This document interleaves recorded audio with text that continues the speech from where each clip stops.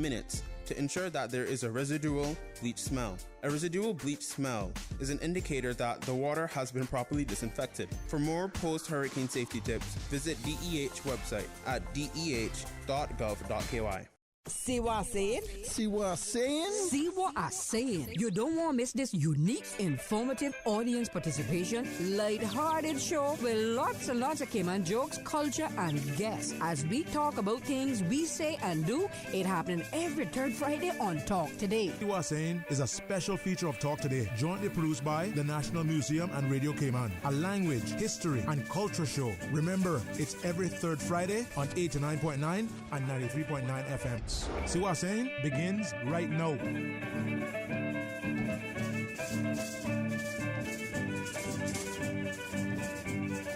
that is Radley?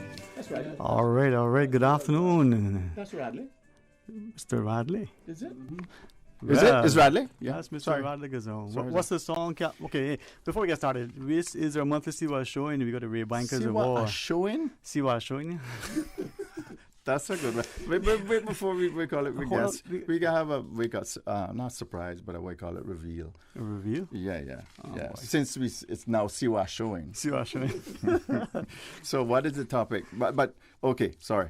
Let's just start. Okay, if you're just joining us or you didn't, we call it, I won't say last week, that's all, but last month. If you missed last month, I'm not going to say shame on you, like I said before, but if you miss it, it's on YouTube, and it was regarding the 1 cent, or the bird on the 1 cent, which was can you remember? Okay, sorry. I can't. Now is not the time.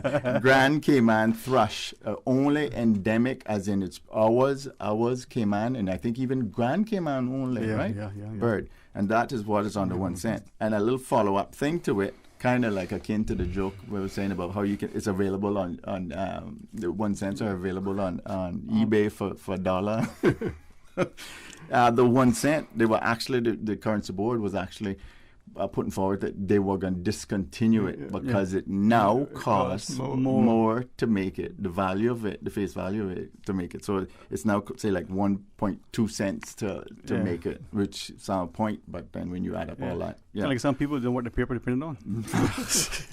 And some people don't have the paper or gotta find the paper or know where the paper is. You know what I'm So, saying? but the vendors, the ones that go, they got a sale of $9.99, which is not 10.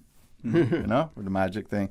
Lobbied and they kept it. So we have the 1 cent, and we made a show about it, and it's historic. So it's good. It's a good thing to have. Okay, so if you've been listening to the ad, it was me. You know, it's like I said, we're a lighthearted show and everything like that, and you could say our dark humor. You know, our society, dark humor, and from a maritime, it is a part of the maritime thing. You're a sailor. I mean, some of the biggest jokes you get is from a sailor, would you not say?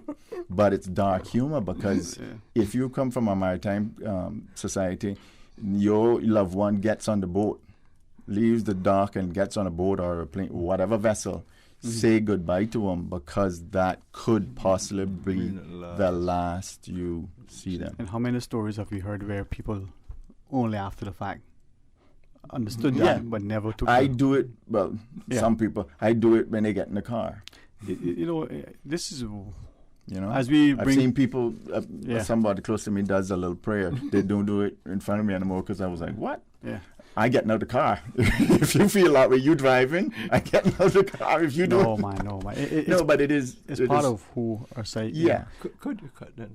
Turn that down? Yeah. Cut it down. Sorry, I'm that loud. Sorry. So who we have in here now, and the topic is the Majestic, and it is about one of Cayman's famous, or should be famous, maritime disaster.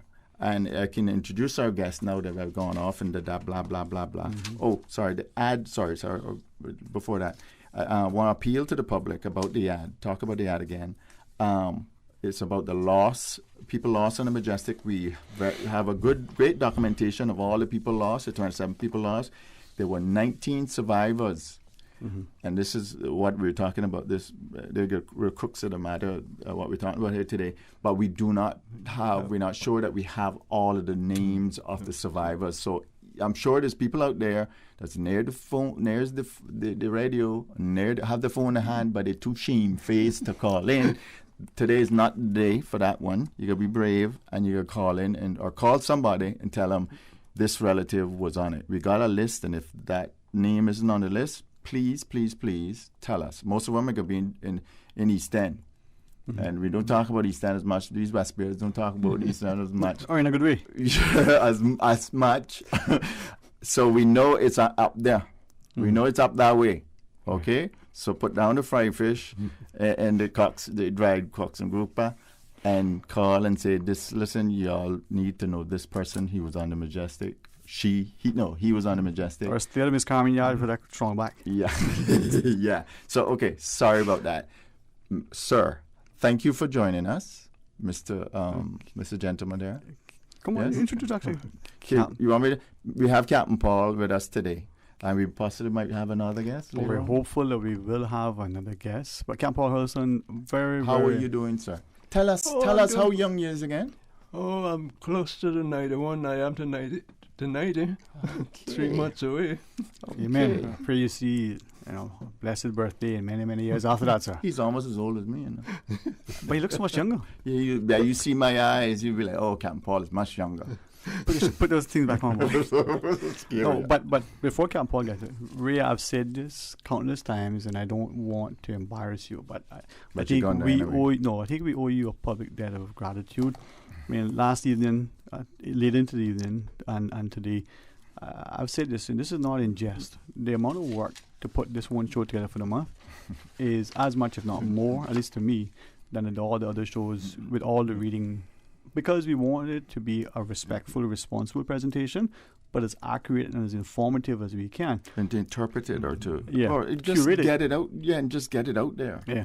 Get it out there. So, Captain Paul, you've been invaluable. And I think as a living encyclopedia for us, our history comes to life through you and men like you. My parents, my father in particular, regaling about the adventures at sea as a boy at Miskadaki. Did he tell you everything, or it's an edited version, the PG version? Depends on which brother's there. Okay, or then if your mother's there too. No, if Mama there, he's a saint. No. He's not talking. He's not talking. So, I see that now. That could be a trouble. but it is a colourful history, and it's so beautiful, and I hope that we embrace it with the reverence that it deserves. Even in this tragedy. Even in this, and as Captain Paul sort of broaches the subject with us, I've received a number of calls in the last few days, but one in particular from a remarkable friend. She's amazing, and the way with which she shared her affinity and appreciation for this topic, how close it resonates. The topic itself. Yeah. And this thing, and to appreciate that, like Ray said, it is a seafaring heritage, but we don't know enough about what transpired, and even in the tragedies of the ships, the vessels going and coming, we need to be mindful so that we show reverence, but we also are responsible so that future generations understand the stock from which they come. And that's why Captain Paul, I think we draw close to you, and we appreciate all that you have to convey. So thanks again, sir. Welcome. Well, thank you for having me. But it's so much history is being lost, and it's so many people that knows, but they're afraid to talk. I would suggest somebody get a couple of cases of beer or something and pass it around, and that'll open them up. Because everybody, mix up some Milo. Everybody got a story. Every seaman has a story. Yes. Some gin and coconut water. I'll get but we will never. This is something that I didn't do too many. It was on the radio to go on those days, but I was afraid to talk. We were all shy because we grew up. We never had no telephones. We had no electricity, no nothing. We were primitive, but we were happy because at least... Primitive, but then advanced in certain areas, I would say. Yeah, of course, because some of the older men that could not read and write or something, but they had the things that they did, and it's hard to believe that people had the dead reckoning had that knowledge. Get your thing shared with me when we did your show. Getting back all the way back from how many 300 miles, or it's more than that probably, to the Keys with a stick with a notch in it. A stick. A stick, not a GPS, not a telephone. That's celestial navigation, right? Do you use it? Yes, that was with the notch stick. Because all the turtles going to Musketaquid, the vessel going to Musketaquid, left in the night time. I didn't realize the reason why I didn't realize that either. They had that in the nights. That they left it, departed in the night. But I talked to my old uncle, Captain Carl Bush, and he explained to me that they had this stick, and they cut knot. They eyed the North Star from a certain part of the vessel there, and they cut a little notch in that, cutting with the star, with the North Star. To line it up as a reference. So it's like fixed points. Coming back from south, they come back when they got to see this that star, the North Star, right in that cut. They know they were in latitude it came on. Wow, like a placeholder. Yeah. But my thing is now, who's in charge of that stick? And did anybody lose one of them sticks one at a time? Oh no, that was taken and secured very well. Because I'm thinking about something wash over the thing. And how, did they have more than one stick, or they would be in trouble if they had more than one stick? Probably not only one, but that was well secured. I would be like 5 of them. But the captain would have that down his cabin. Don't you worry about that. But see, this is the importance of like that history of where that knowledge has been passed on. The details, like what I want to get into, like when we get further, like just the smells and stuff of, that you don't think about. You hear these stories and you don't think about, well, when they want to keep, where did they go to the bathroom? Where did they bathe? Stuff like that, like stuff that you need. Only you would think about that. Not only me. First 2 days or something, you'd be out, they'd be like, where do we, I'm like, yeah, you telling me about only me? Look like only you too. All right. But yeah. Go ahead, sir. But the most of us younger boys, those days, we listened to the old men. So when we got on the ships, we knew what to do. We learned how to box. Yes. Box the compass. That didn't mean boxing it overboard. That was reading it, reading the compass, and tying knots and all. And now, even me. Okay, say I guess you said the champion of everything Caymanian is what I feel. I hope I'm coming across as. I fell victim to, that's that old stuff that they're doing, them old time stuff that they're doing. It's not TV, that rope thing that they're making, and that old sea stories that they talking, laughing out, they're playing cards and stuff. I don't want that. I want to play my video game. So I'm one of them people that did that, like, and they talk about goes by the moon and hearing all these stuff and the stories about ghosts and death, and you got to do these customs, you got to leave, the body can't be left, all of this stuff, the soul could come back in a thing. They're trying to figure out if they're going to go, all of this stuff, you heard about Crazy West Bay and stuff like that, and you like go, after a while you start like, wow, actually some of that might be kind of, I have no instructions now for this part that I didn't listen to. That is the challenge, and maybe as we read the story of the Majestic, and as people draw alongside and become come abreast. Come abreast. Yeah. There you go. You've been teaching some nautical. I like everything about that. With that, we'll pause. We'll take a break. And next for number 2. But we want you to be a part of this discussion, so stay tuned for Talk Today. Everything about that, Steve. At Subway, we caramel a lot about our customers, so we decided to give you 2 treats in one with the new Caramel Apple Cookie. Enjoy cinnamon apples, caramel bits, and salted caramel crunch baked in, and topped with a drizzle of caramel-flavored icing. Gooey, crunchy, and yummy. Complete your Subway sandwich, pizza, or salad with the delicious Caramel Apple Cookie or any other cookie flavor and dessert, available for a limited time at all Subway locations. Subway, eat fresh. Savannah Pharmacy. Shop local and get a head start on your Christmas shopping. For ladies' handbags, clothes, shoes, fragrance, candles, and cosmetics with the newest Farmhouse Fresh line of skincare. for the gentleman. Clothes, shoes, fragrances, gift sets, and toys and games for the kids. Savannah Pharmacy provides you with more than just prescriptions. Remember, they are always just around the corner with everything your family needs. And convenient opening hours, including Sundays and holidays. Savannah Pharmacy. For more information, call 946-3336. A friendly holiday reminder. You can WhatsApp your Savannah Pharmacy prescription to 929-5045. That's 929-5045. Freedom, Cayman Rack. Freedom, Little Cayman. Soft breezes, blue waters, no traffic. Unwind and rejuvenate your mind, body, and soul. Sister Island Staycations, a taste of freedom. Discover all that our sister islands have to offer.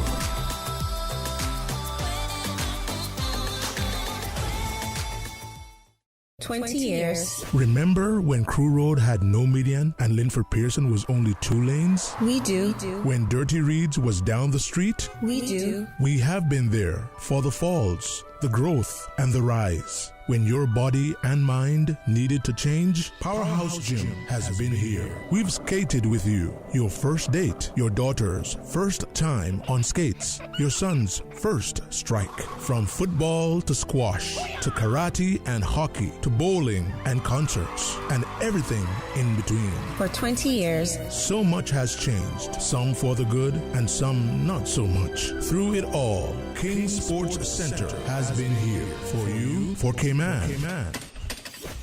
King Sports Center, celebrating 20 years as Cayman's home for fitness, recreation, and relaxation. Are you looking for an opportunity to advance your leadership skills, gain an in-depth understanding to key issues facing the Cayman Islands today, and make memories along the way?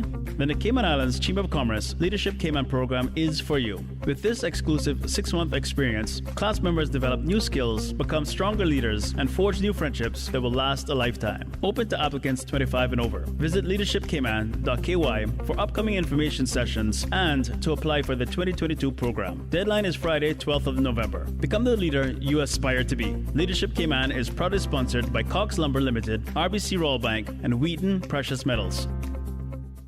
How would you describe Siwa Sayin? A language, history, and culture show on Radio Cayman 89.9 and 93.9 FM. Okay, I like that definition. Now let's get back to the show. Siwa Sayin. Hey, good afternoon, welcome back, and thanks for joining us. It is the month of Siwa Sayin, focusing this time around on maritime heritage, and one of the vessels, I think that blessed vessel. Yeah, the majestic Captain Paul Holston shares his knowledge with us under the tutelage of the Ray Bankers. 90-year-old man, I'm tutelage. Boy, hush. Anyway, tutelage.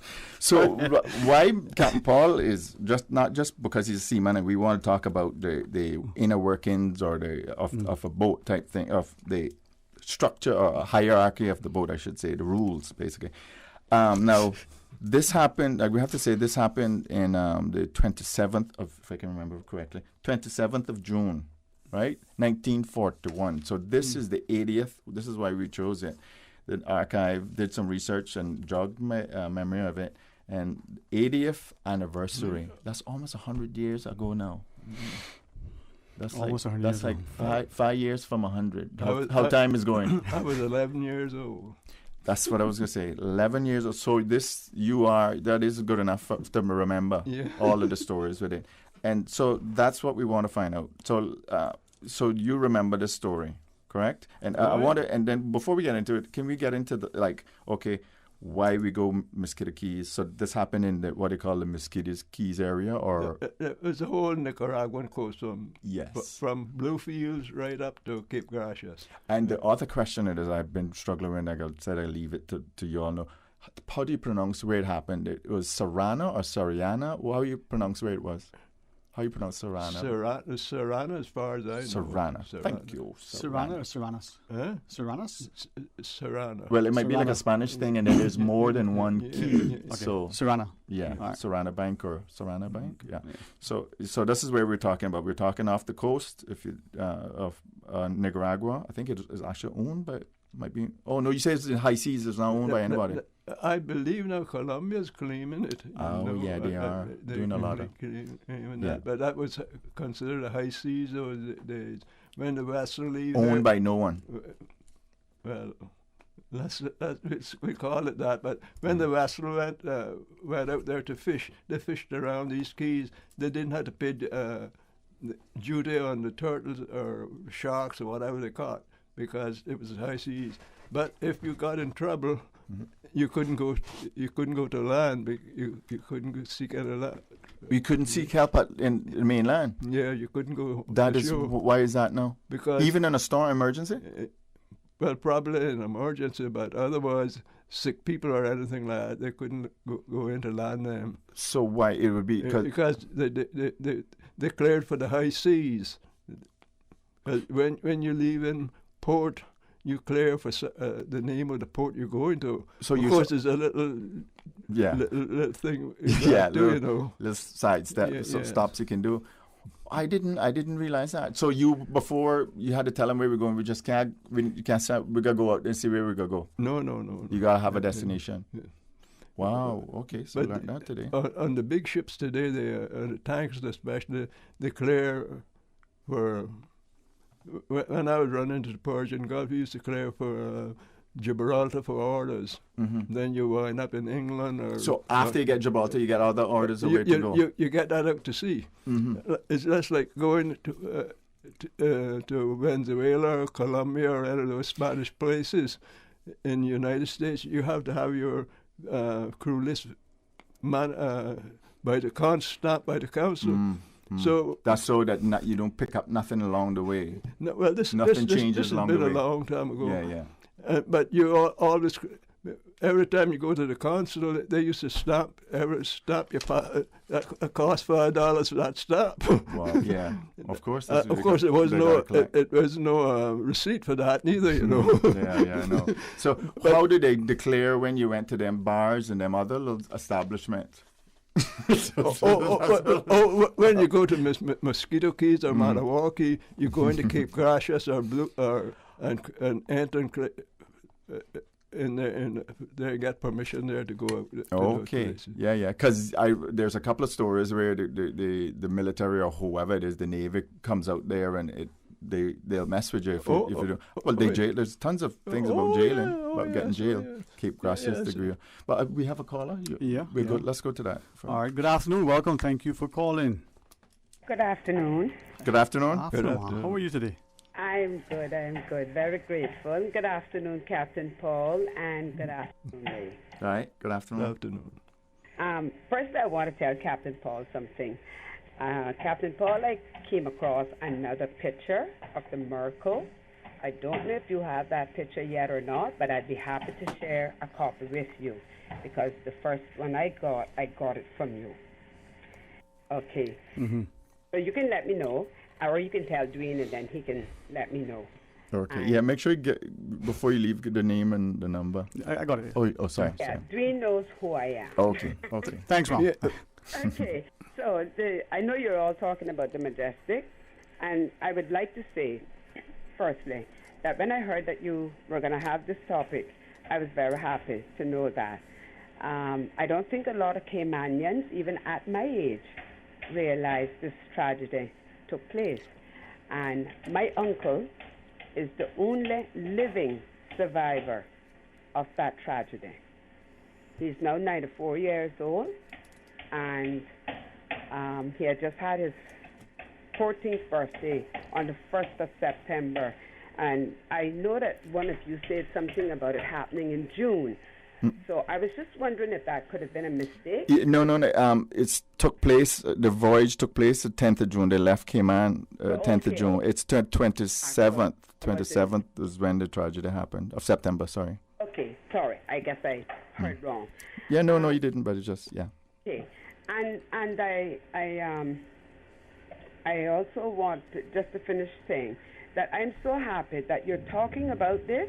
And I hope that it's not the last time you talk about it because obviously you can't cover everything. I'm very sure that, Captain Paul can give a lot of information that the others could have given, but unfortunately they're no longer with us. Yes, yes. And now my uncle is no longer able to make a contribution. However, Could you say the uncle? they did do a documentary, and where they interviewed him some years ago, and he gave a good account of it. I think Mr. Radley Gerzon was part of that, and that you can see that they have it at the archives.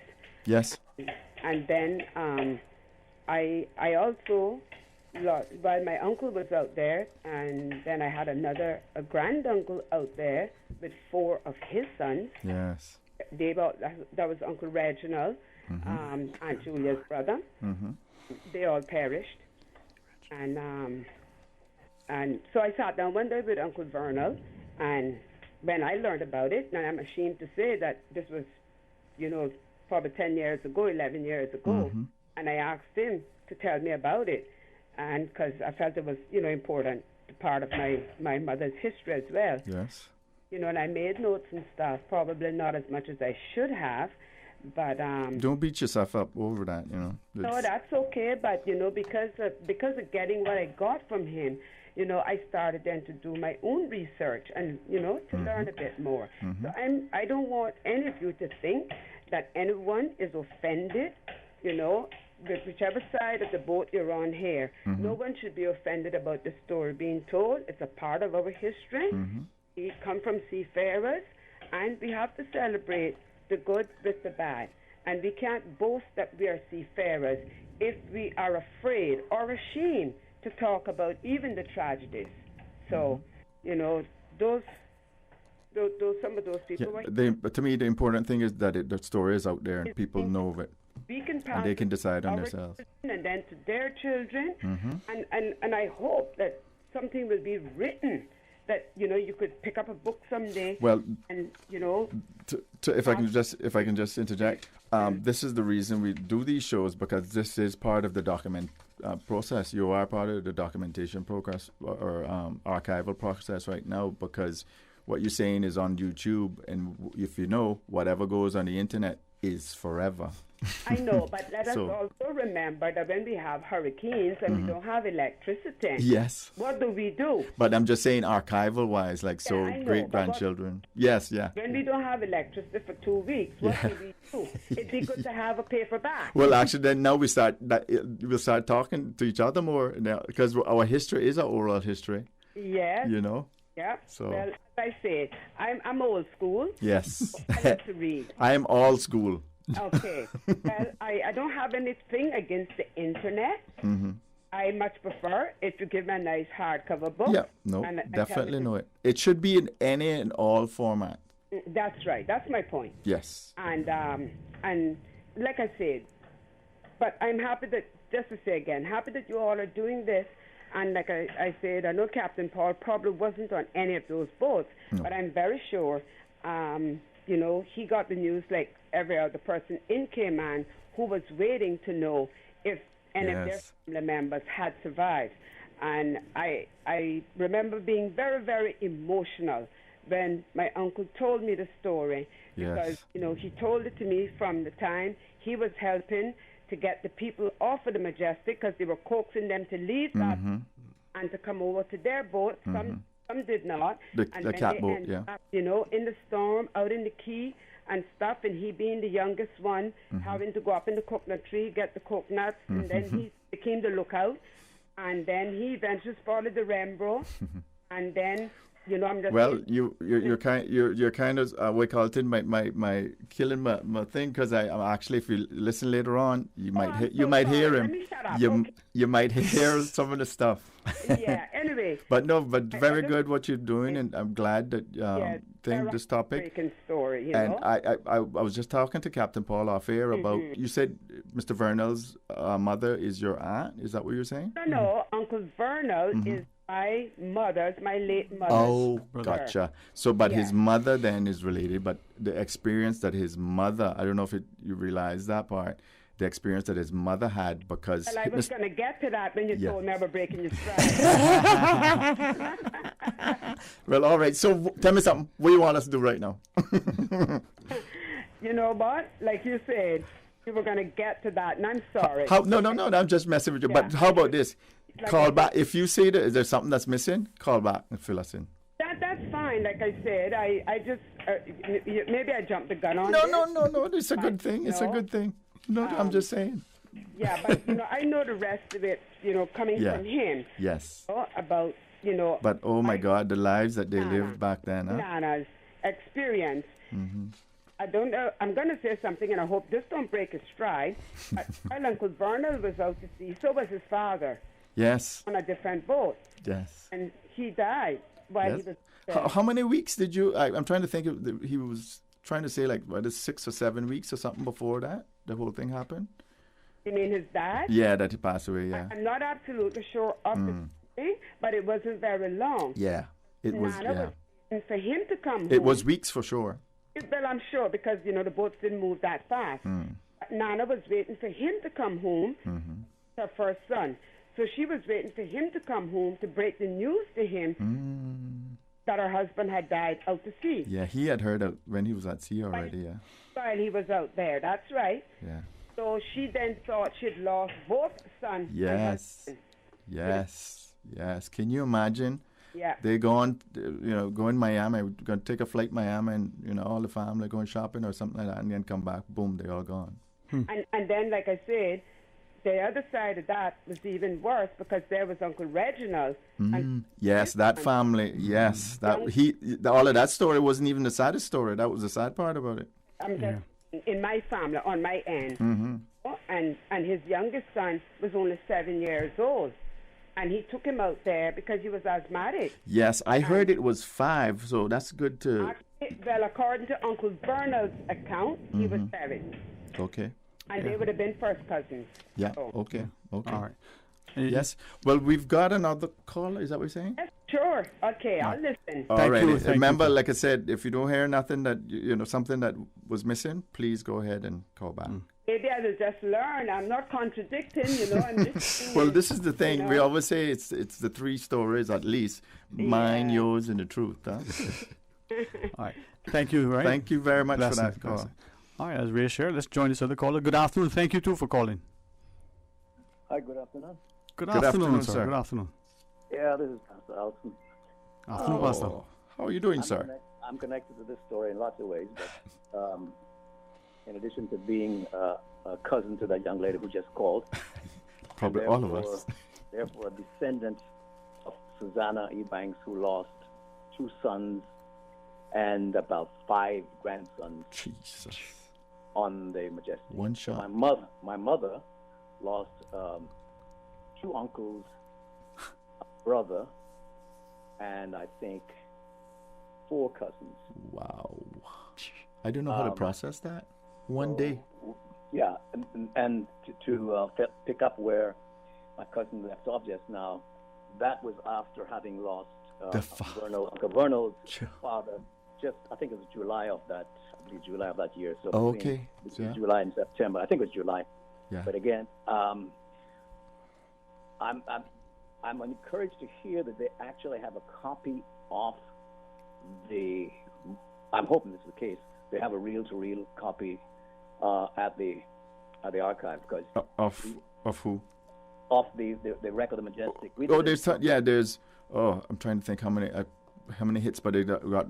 Yeah, there's about at least 6 mentions, or at least minimum. Mr. Vernal is I think is the best account of it.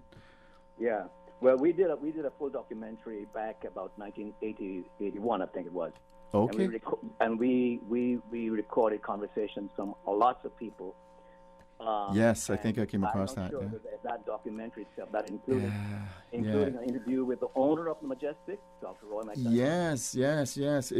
It was at Radio Cayman. Now that it was at Radio Cayman. Now I don't know if it's still there. The archive couldn't locate, and what I saw was the edited version of it too. I got the excerpt. I only saw the excerpts of it. When we do documentaries like that, we always have extra stuff that we didn't include. Of course, so we were hoping that some of the outtakes, so to speak, would have been kept because it was. They're the better parts, most of them. 80 years later. Yes. My grandfather on my father's side was out there. He was a survivor. Oh, And okay. so- What's the name? What's the name? Well, he's the famous Duxie. Oh, Duxie was on it? Wow. That's my But people, he too. was not. Now, let me make clear. There's two things you're talking about. Mhm. You're talking about the crew of the Majestic. Yes, and the And Rangers. you're talking about the Rangers. Mm-hmm. All right. So what happened was Captain, I think it was Stedman Barton, Mhm. and his son and a crew of Caymanians came to collect, or Mhm. went to collect the Rangers. Can I help you with the name? Can I help you with the names there? So Captain Stedman Barton is the master or the captain. Dillmore Connolly was the mate. Woodley McFeel was the cook. Otway Barton was the sailor, and then Asher Watler was the what is that? What's that thing? Dio? Ditto, same thing. Oh, yes. sailor. Duh. Thank you. You know how long I've been looking at that, trying to figure out able-bodied. No, thank you, sir. So that's the crew. Yeah. Well, did it mention the fact that Captain Stedman's son was on there? Yes. Otway. Otway. Okay. So yeah, because And by father and son both went down. yes, and by the way, can I just say you and the last caller? I actually also have pretty much everybody in the island have a family blood connection to it. Mr. Stedman Barton is actually my great granduncle on Mummy's side. Oh, there you go. So this is we're talking my people too. Right.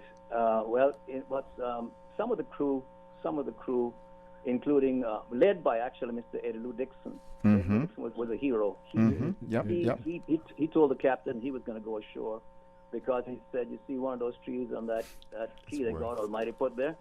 You know that. Yeah. So he was able to convince some of the crew to join in. No. Sorry, just to back up now. So Duxie was one of the 19 on the key, or he survived somewhere else? No, he survived on the key with the rest of them, with Vernal and them. Yeah, with the rest that came off of the. Wow, thank you, sir. They had all gone on the Majestic. Mm-hmm. And Duxie, impending weather, and also my uncle Ashton, that's Duxie's son Ashton. So my father, my grandfather, and an uncle were on there. They were Rangers. Is that survivor? Ashton is a survivor also. Yeah. But, of course, they both passed on by now, but he was a survivor, yeah. And that's Ebanks, all Ebanks. Yeah, and of course Radley goes on. That was Radley's first trip out there, and Radley's last trip. And yes, wow. Radley said when he got back to Cayman, yep. he put his foot down on our insurance and says, never again. That would do it. I never went back. Wow. But it was an awful thing. Just to imagine one family losing one shot. so many members. Of course, they did not know. They did not know because those days they didn't have radios. What happened was that when they saw I think was it the Wilson? I think they came back. Yeah, I think the Rembrandt first got them, and then they transferred to the Wilson. Okay, the Wilson, brought them back. They saw her flying half-mast. Yes. I remember. Then everybody knew, of course, but still, back in those days, you didn't have a taxi from West Bay to Georgetown. Yeah. So, it took a little while before the cries went up all along Northwest Point. Just a little detail, would they do the horn then too? Would they blow the horn for that at that point, a somber thing like that, or no? They may have. I don't know. There's no record of that. Captain P saying no. I mean, some of those things might have been assumed, might have been assumed. Yes, sir. Might have had a cock horn. Yeah. But I mean, also, one of the Maxfields, you mentioned Maxfield. Woodley? Woodley. Yeah. And there was another Maxfield, was there? Let me see. Woodley? Woodley. I'm not seeing it here in this list, no. Most of them are West Bayers. Yeah, but But it should have been 2 more men. 2 more men on the crew? Oh, yeah, it's a crew. Well, they got this is the part. Part. I'm trying to remember, but it seems like there was another one. Lillian Pearson. Another crew. Her first husband was a Maxfield, but I don't think he was Woodley. I'm not sure. Okay, that's the only Macfield that I have as a cook. Okay. Woodley. He stayed on the ship, and he went down with it. Because what happened was when Edelou tried to save as many of the EastEnders as he could, but when he took the first batch to the quay, he realized that some of them weren't on it, so he went back out to the Majestic. To the boat, yeah. And then it was when they were trying to get back to the key because the wind then was directly against. And then they said, is it just him alone in the boat doing that? Or is No. It was a whole crew. No, I mean, in the catboat, is it who else is going back? Because to row that and all that? Had to take they had to have people at the sculls. Good men. And paddling. I remember... Because they had such a trouble getting back. Mm-hmm. That's right. Mr. Adelu was saying that he looked, and the guy who was actually pulling the oars, he was crying. Mm-hmm.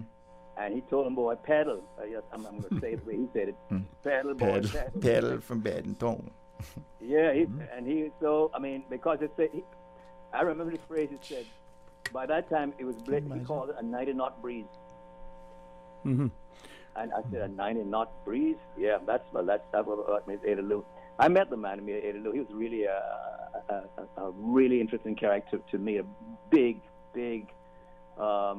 strong, strapping man. But he actually saved a lot of the crew, and he was very decisive because the captain actually told him that if he left, it was a mutiny. Mm-hmm. And said that when they got back to Cayman, he was going to let Dr. Roy know. Mm-hmm. And they lose. Somebody had said Dukan Marin, but he was that Dr. Roy. Yeah, no, I know definitely. Dr. Roy was the owner. Mm-hmm. I interviewed Dr. Roy. Yes, definitely. Pastor Alson, if it's okay with you, if you wish to join us and continue with sharing the insight, we do have the news break. Would you want to remain and join us after? Continue? Or please? Well, I can. If you have more that you want to share, we don't want to interject too much. Yeah.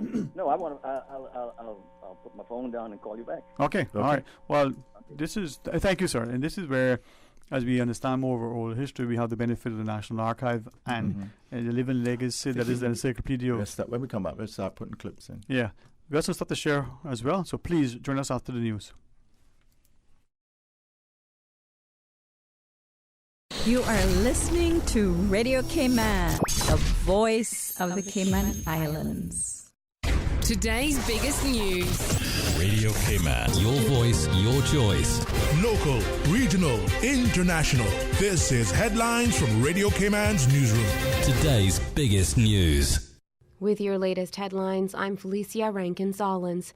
The deadline for submitting National Heroes Day nomination forms is being extended by a week to midnight Saturday, October 23rd. Forms can be filled in online at celebratecayman.ky or downloaded to complete by hand. Hard copies of the nomination forms are also available at the receptions of Government Administration Building, Grand Cayman, and at District Administration, Cayman Brac. In international news, more than 30 people were killed and dozens more injured after blasts tore through a Shia mosque during Friday prayers in the Afghan city of Kandahar. Pictures from inside the Bibi Fatima Mosque show shattered windows and bodies lying on the ground while other worshippers try to help. The BBC has been told it was a suicide bombing.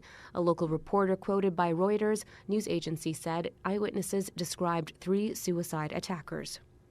A mob in western Kenya has killed a self-confessed serial killer who escaped from custody 2 days ago, police say. Mastin Wanjala was traced by villagers to a house and beaten to death, they say.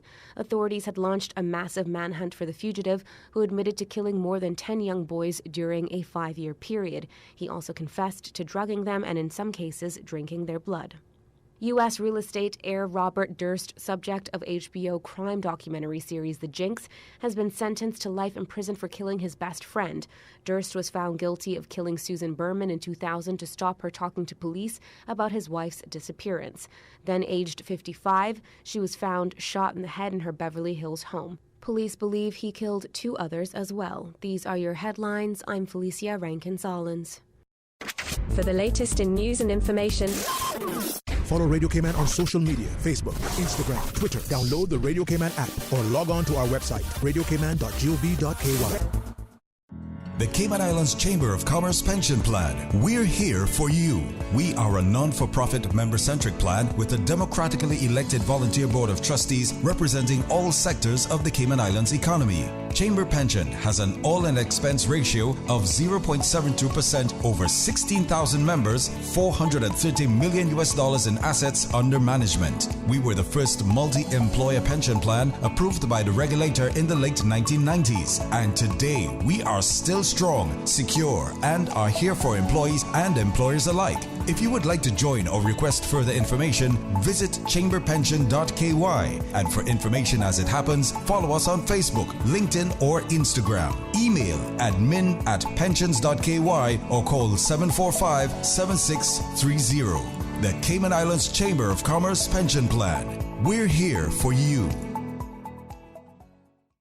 Come on, Cayman. Let's get ready to reopen. Countries all over the world are proving life can go on and we can safely coexist with COVID-19 in our community. With open borders, our readiness will be vital to protect each other and our islands. We can do this. Have your voice heard and pledge you are ready to safely reopen. Visit reopencayman.com. Join the movement and pledge that you are ready to reopen on November 22.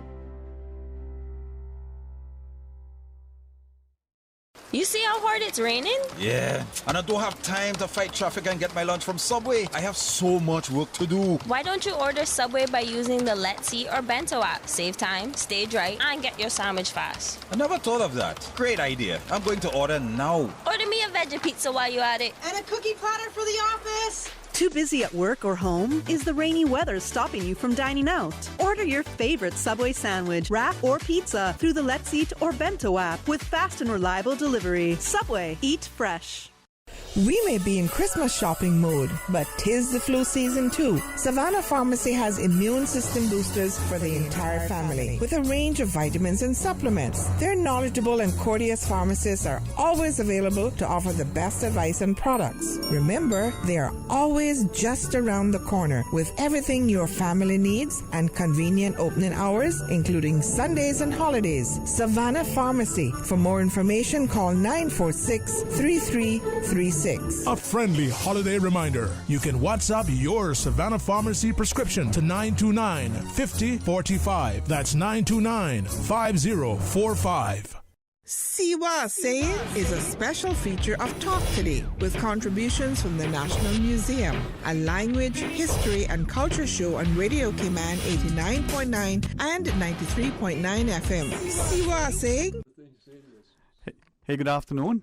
And welcome back. Thank you so much for joining us. And thanks too to Rebecca for his entire in service and to Captain Paul for being always available. As we're focusing on would she be the vessel, the schooner, Majestic? What would Captain Paul would be the best way to describe the Majestic? A vessel, a schooner? Oh, she was a schooner. She was a good schooner. So Ray tells me from archive that she was built in, was it 1910? I don't know, but I think it was Mr. Mike Taggart that built her. He commissioned her, right? Huh? And built by G.R. Borden Sr. Here, everything in Grand Cayman. Is that correct? I was told she was built by Ennis Mike Taggart. Okay. That's what I heard. Maybe I'm wrong. I know the Rembrandt was built by her, and the Antares was built by him. But you never hear anything about him mentions his name today. Well, this is it, right? And the reason we got a number of vessels, we sort of put together, try to get the information from some places, from the Hustler to the Albion to, the famous Goldfield and the Adams and everybody else, when they were built, who they were built with, what the tonnage was and the like. And so understanding that. But we're indebted to the National Archive, and so we have a clip that we want to share with our listeners. Mr. Banker, you want to go ahead and set it up for us? Well, it's Mr. Vernal. That's what the first caller was. Person she was referring to, her uncle, I think she said. And this should tell us about the crux of the thing during the storm, what he had to go through. All right. A friend of mine, when I went to tell Bobo that, a friend of mine met me here, come back to look for me, to call me to come. He said, come, let's go shore, let's get in the boat and go shore. I said, yeah. So I followed right behind him, guy was named Chester Bush. He was older than me, he was 18 or 19. And I was a rabbit. and could jump. Yeah. No one could run past or jump higher than me on this island, unless he was a very big fellow, not a young one. I had a record in West Bay. 1 minute she was 10 feet below us, and the next minute she was even with her, with the vessel. It was getting that rough. Oh my. Anyway, we timed her, and then she got we jumped down into her. I timed it about 8 men down there already. Yeah. And it didn't seem to be nobody else coming. They says, okay, ask the fellas to turn loose our line. The guy turned loose the rope, and we hauled it in. And they started with 2 oars and 4 men pulling on the oars. 2 men on each oar. And they had 2 paddles or 3 paddles. And the fella that turned loose the line, he was a man about 4 yards. We just started going away from the vessel, sideways, just drifting away from her, not making no headway at all. And with all those men? All those men. He said, you fellas going adrift. That made us worried, but anyway, them guys kept it up. And eventually, we was her vessel 14. That's her vessel 4 masts. She was the best there. Eventually, I could see her horse spike. Oh my! We was passing her. Yeah. And they kept it up, and they kept it up, and they kept it up, and they kept it up. And we didn't have far to go, thank God. We didn't have no further to go than that school building right there, the big one right there. Yeah. And we kept it up, and found we was getting close to the quay. A big wave came behind us and pushed us almost up on the quay, and we jumped out and grabbed the boat and hauled her up. It was a high quay, very high. You had to go up over a heap of loose rocks, not solid, just loose rocks that had piled up from storms. And we got her up on the bank, and we felt safe there. We looked, we seen another boat coming behind us. And that guy was from East End. That's the same Adel Dixon. And before they got to the quay, they threw the line, a rope, and we pulled them in with the rope and pulled them up on the quay. They decided that they would come make another trip back. Nobody tried to stop them. So they jumped in the boat and they took off back to the vessel. And then they came back with a pig. Come back with a half-grown hog. And the good thing he did that, though, and an axe and a couple of more things that they needed. And that time he barely made it, though. He barely made it. Anyway, we got him up on the quay. And a couple of minutes after we got him up on the quay, that boat up on the quay, we seen a big sea coming. That sea came over the bank. And we had to grab our boats and put it. The quay, fortunately, had a swamp into it. In the middle, it was a swamp. And it had big mangrove trees. Big mangrove trees like some little smaller like poles. And it was a good forest of mangroves. And holy smokes, we seen another sea coming. When that sea hit, we had to shove the boat down into that swamp and jump into them. Otherwise, it would have washed you away. Yeah, it would have washed us away. We got down into the swamp, and we had a lot of trees around us. Then eventually the trees started falling across and tall, and we kept maneuvering the boat over the trees as far as they fall down, and kept going. Eventually, time went so fast. Now, was it morning by this time? This is morning. This is around 11 o'clock, I guess. A couple of guys started watching the vessel, trying to see the vessel. We could see her every now and again. She would come out in the clear. And she was like up on mountains sometime. You could hardly see her. You know, them schooners have tall masts. Eventually somebody said, oh my God, she parted. She parted the moorings. She just turned broadside. I just seen her broadside, and she disappeared out of sight. Well, we can't see no more. We're looking, but we can't see no more. The storm is down in its full force now. The trees, the red mango trees, are snapping off and just going like kites through the air. A booby bird is a very strong bird on his wings, one of the strongest birds that we have in the Western Hemisphere on his wings. And I seen one of them. He was trying to get into that forest, and he was no further than my gate, sometimes close to that, but he could not get to those mangroves. Because eventually, the wind was blowing against he was licked down into the water, and I seen him going away, going with him. So you must have been petrified. When these things was going on, you don't really... Yeah, you're too busy surviving to think about it. Yeah. Anyway, like night came on, like no time it was night, it was dark. Yeah. It was darkness on her. And we know the boats is up high because the trees, some of the tops is around us. Tops of the trees. And the boat is chalked up against big trees, bodies that is fallen. And the old man said, we had the two boats right together, and all of us sitting in the boat, and we to our waist in the water. We're sitting to our waist in the water. And seas is breaking over us. All happens that all these trees is keeping us from washing off. Yeah. The old man said, I wonder how much water we got under us. And he took one of the oars and shoved it down. That oar would have to be at least 10 feet long, or longer than that. And his hand went down in the water before they hit bottom. He said, we got over 10 foot of water under us here. Over 10 foot of water. Anyway, we just stayed up in there. So you're literally in the treetops? We in the boats, but up around the treetops. And we stayed in the boat. We were so cold that we eventually, they put me between two men to help keep me warm because I was the youngest, puniest of the bunch. And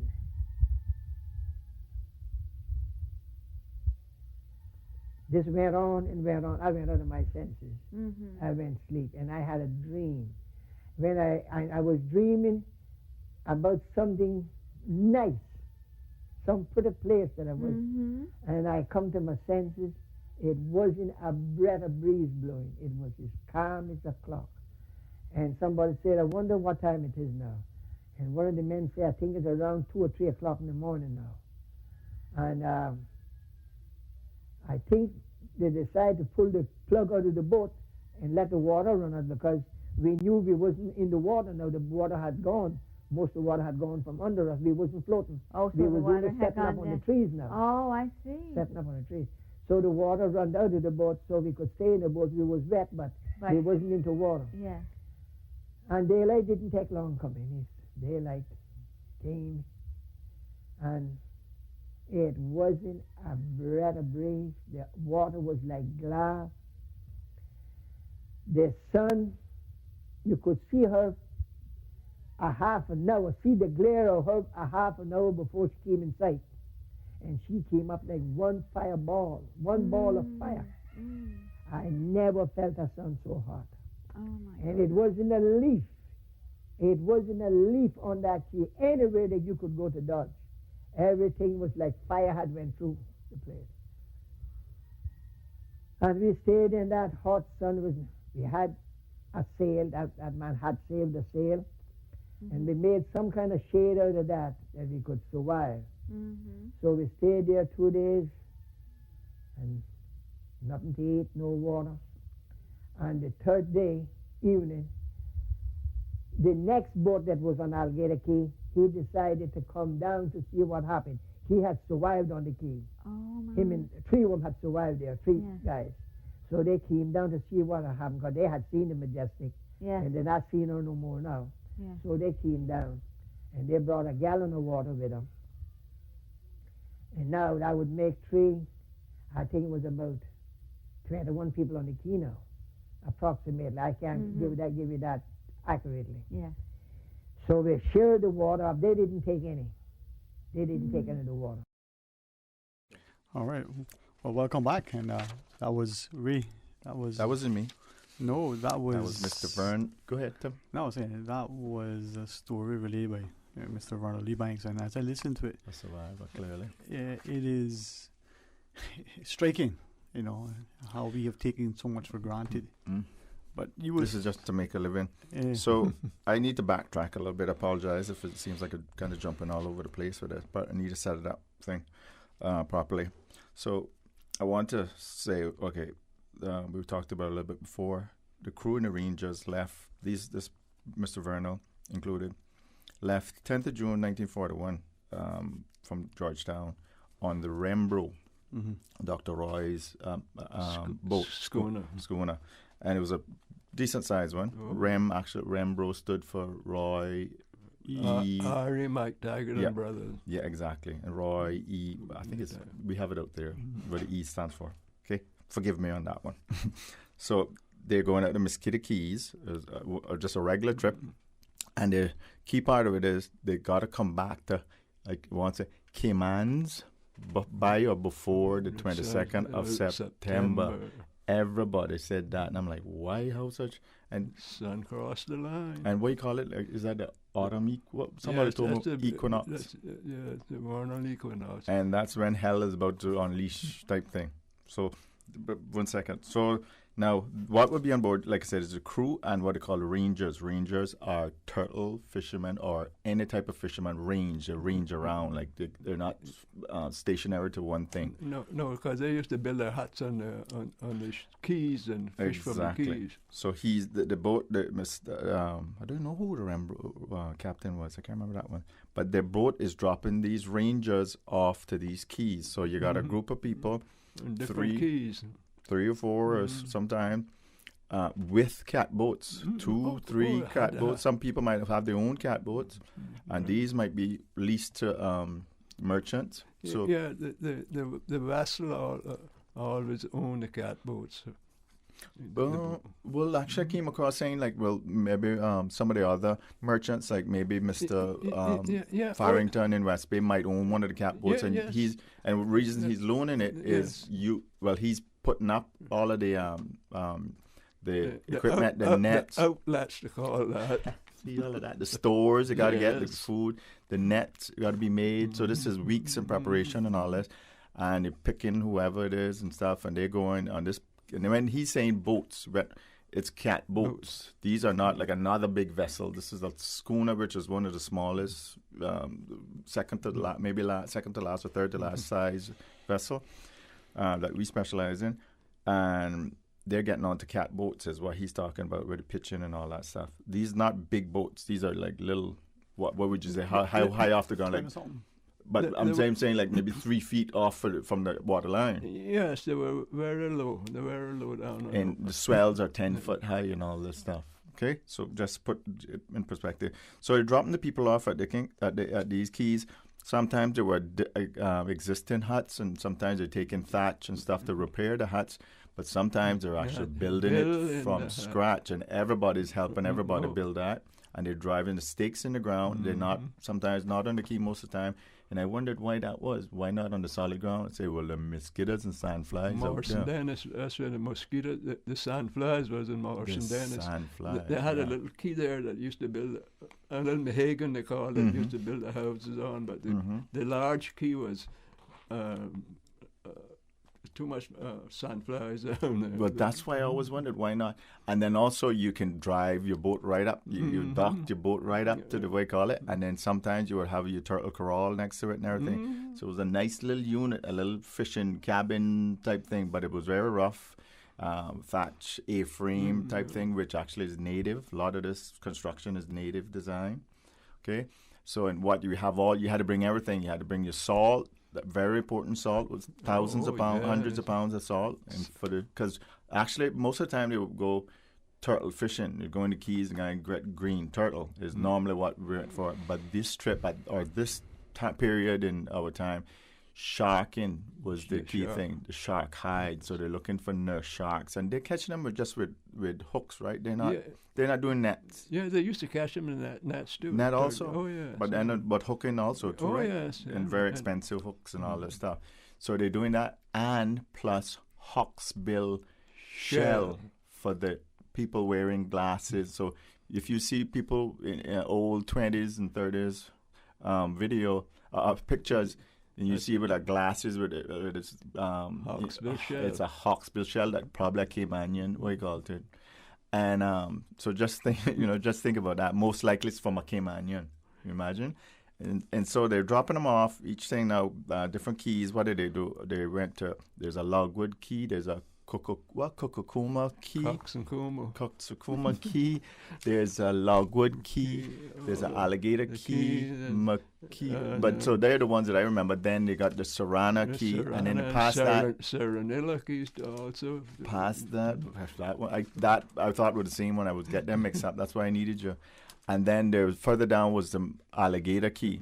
So that was it then. So the Rembrandt would have went back to Cayman, or maybe she went off to, would you went back to Cayman, you think? Yeah, she just dropped them off and see it came back, pick up a load of turtles from some other rangers and then brought them back. Wouldn't waste a trip, huh? Oh, no. So now they would be, so this is June. So this is June that they dropped them off. And how long they would be stay out there in this little thing? All the way to September. They're out there surviving on, they got to go look for their own water. Water would be maybe 8 miles or 12 miles away. They got to row or sail the little catboats out in the middle of the blue ocean. How far away from mainland you would say that is? No, they didn't go to the mainland. No, I'm just saying how far away these keys were, so get an idea how isolated they are. They're around 100 miles. Oh, not very far. Not very. How one drive that is from Miami to, well, So this is out in the ocean. They got a little tiny boat. These are little tiny boats. They're rowing. Sailing. No, sail. So now they're out there fishing. They're doing whatever they got to do. Like I said, finding water, finding firewood to cook. Where they gonna cook? And so what did they got? Pan on. They would cook inside the thing with a sandbox, because it would burn down the thing if inside the shed, or someone would cook outside, I guess, maybe. But they used to use a gasoline drum and cut like a jerk chicken and make a oven in it, and then the rest on top. Recycle. So kind of like a jerk chicken type of thing. Put sand in it, maybe, and we call it. So think all of that now when you're cooking, right? You, Mr. Cook. So they're out there all that while. They're sharking. They said they had a good catch. They're getting worried because the Rembrandt is late. Supposed to come back before the 22nd. We're supposed to reach Cayman, if you're smart, to before the 22nd. Reach Cayman. September. Yeah, Cayman now. So now Mr. Vernal is talking, saying his uncle is mad that the boat is late. He say I got a good mind not even go on it. I got something to stay in the key rather, and so. Because now this I need to find out. The Rembrandt, they were saying either she was in Panama, Dr. Roy sent her Panama, or Dr. Roy sent it to Tampa. Probably had a good deal, something had popped up, and money-making opportunity popped up, and he went for it. So the Rembrandt could not pick up these Rangers. And the Majestic now, she is, this is for the one, she is made, I think, in 25, so she's like a 31-year-old wooden vessel. She's smaller, all this stuff, and Dr. Roy is having to scrounge around looking for a put a crew together. So that's probably why these older Stedman Borden, all of the reports and stuff saying Captain Stedman is 82 or 84. I talking to Miss Virginia, Borden, Mr. Norman Borden's wife. That's her grandfather. That is her grandfather.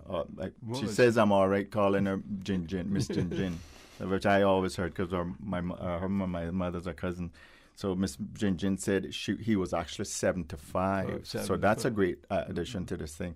And she's talked about, she's about the only one on her side of this side of the story, because this is the controversial thing. There was this whole story. They were saying Mr. Captain Stedman Borden was the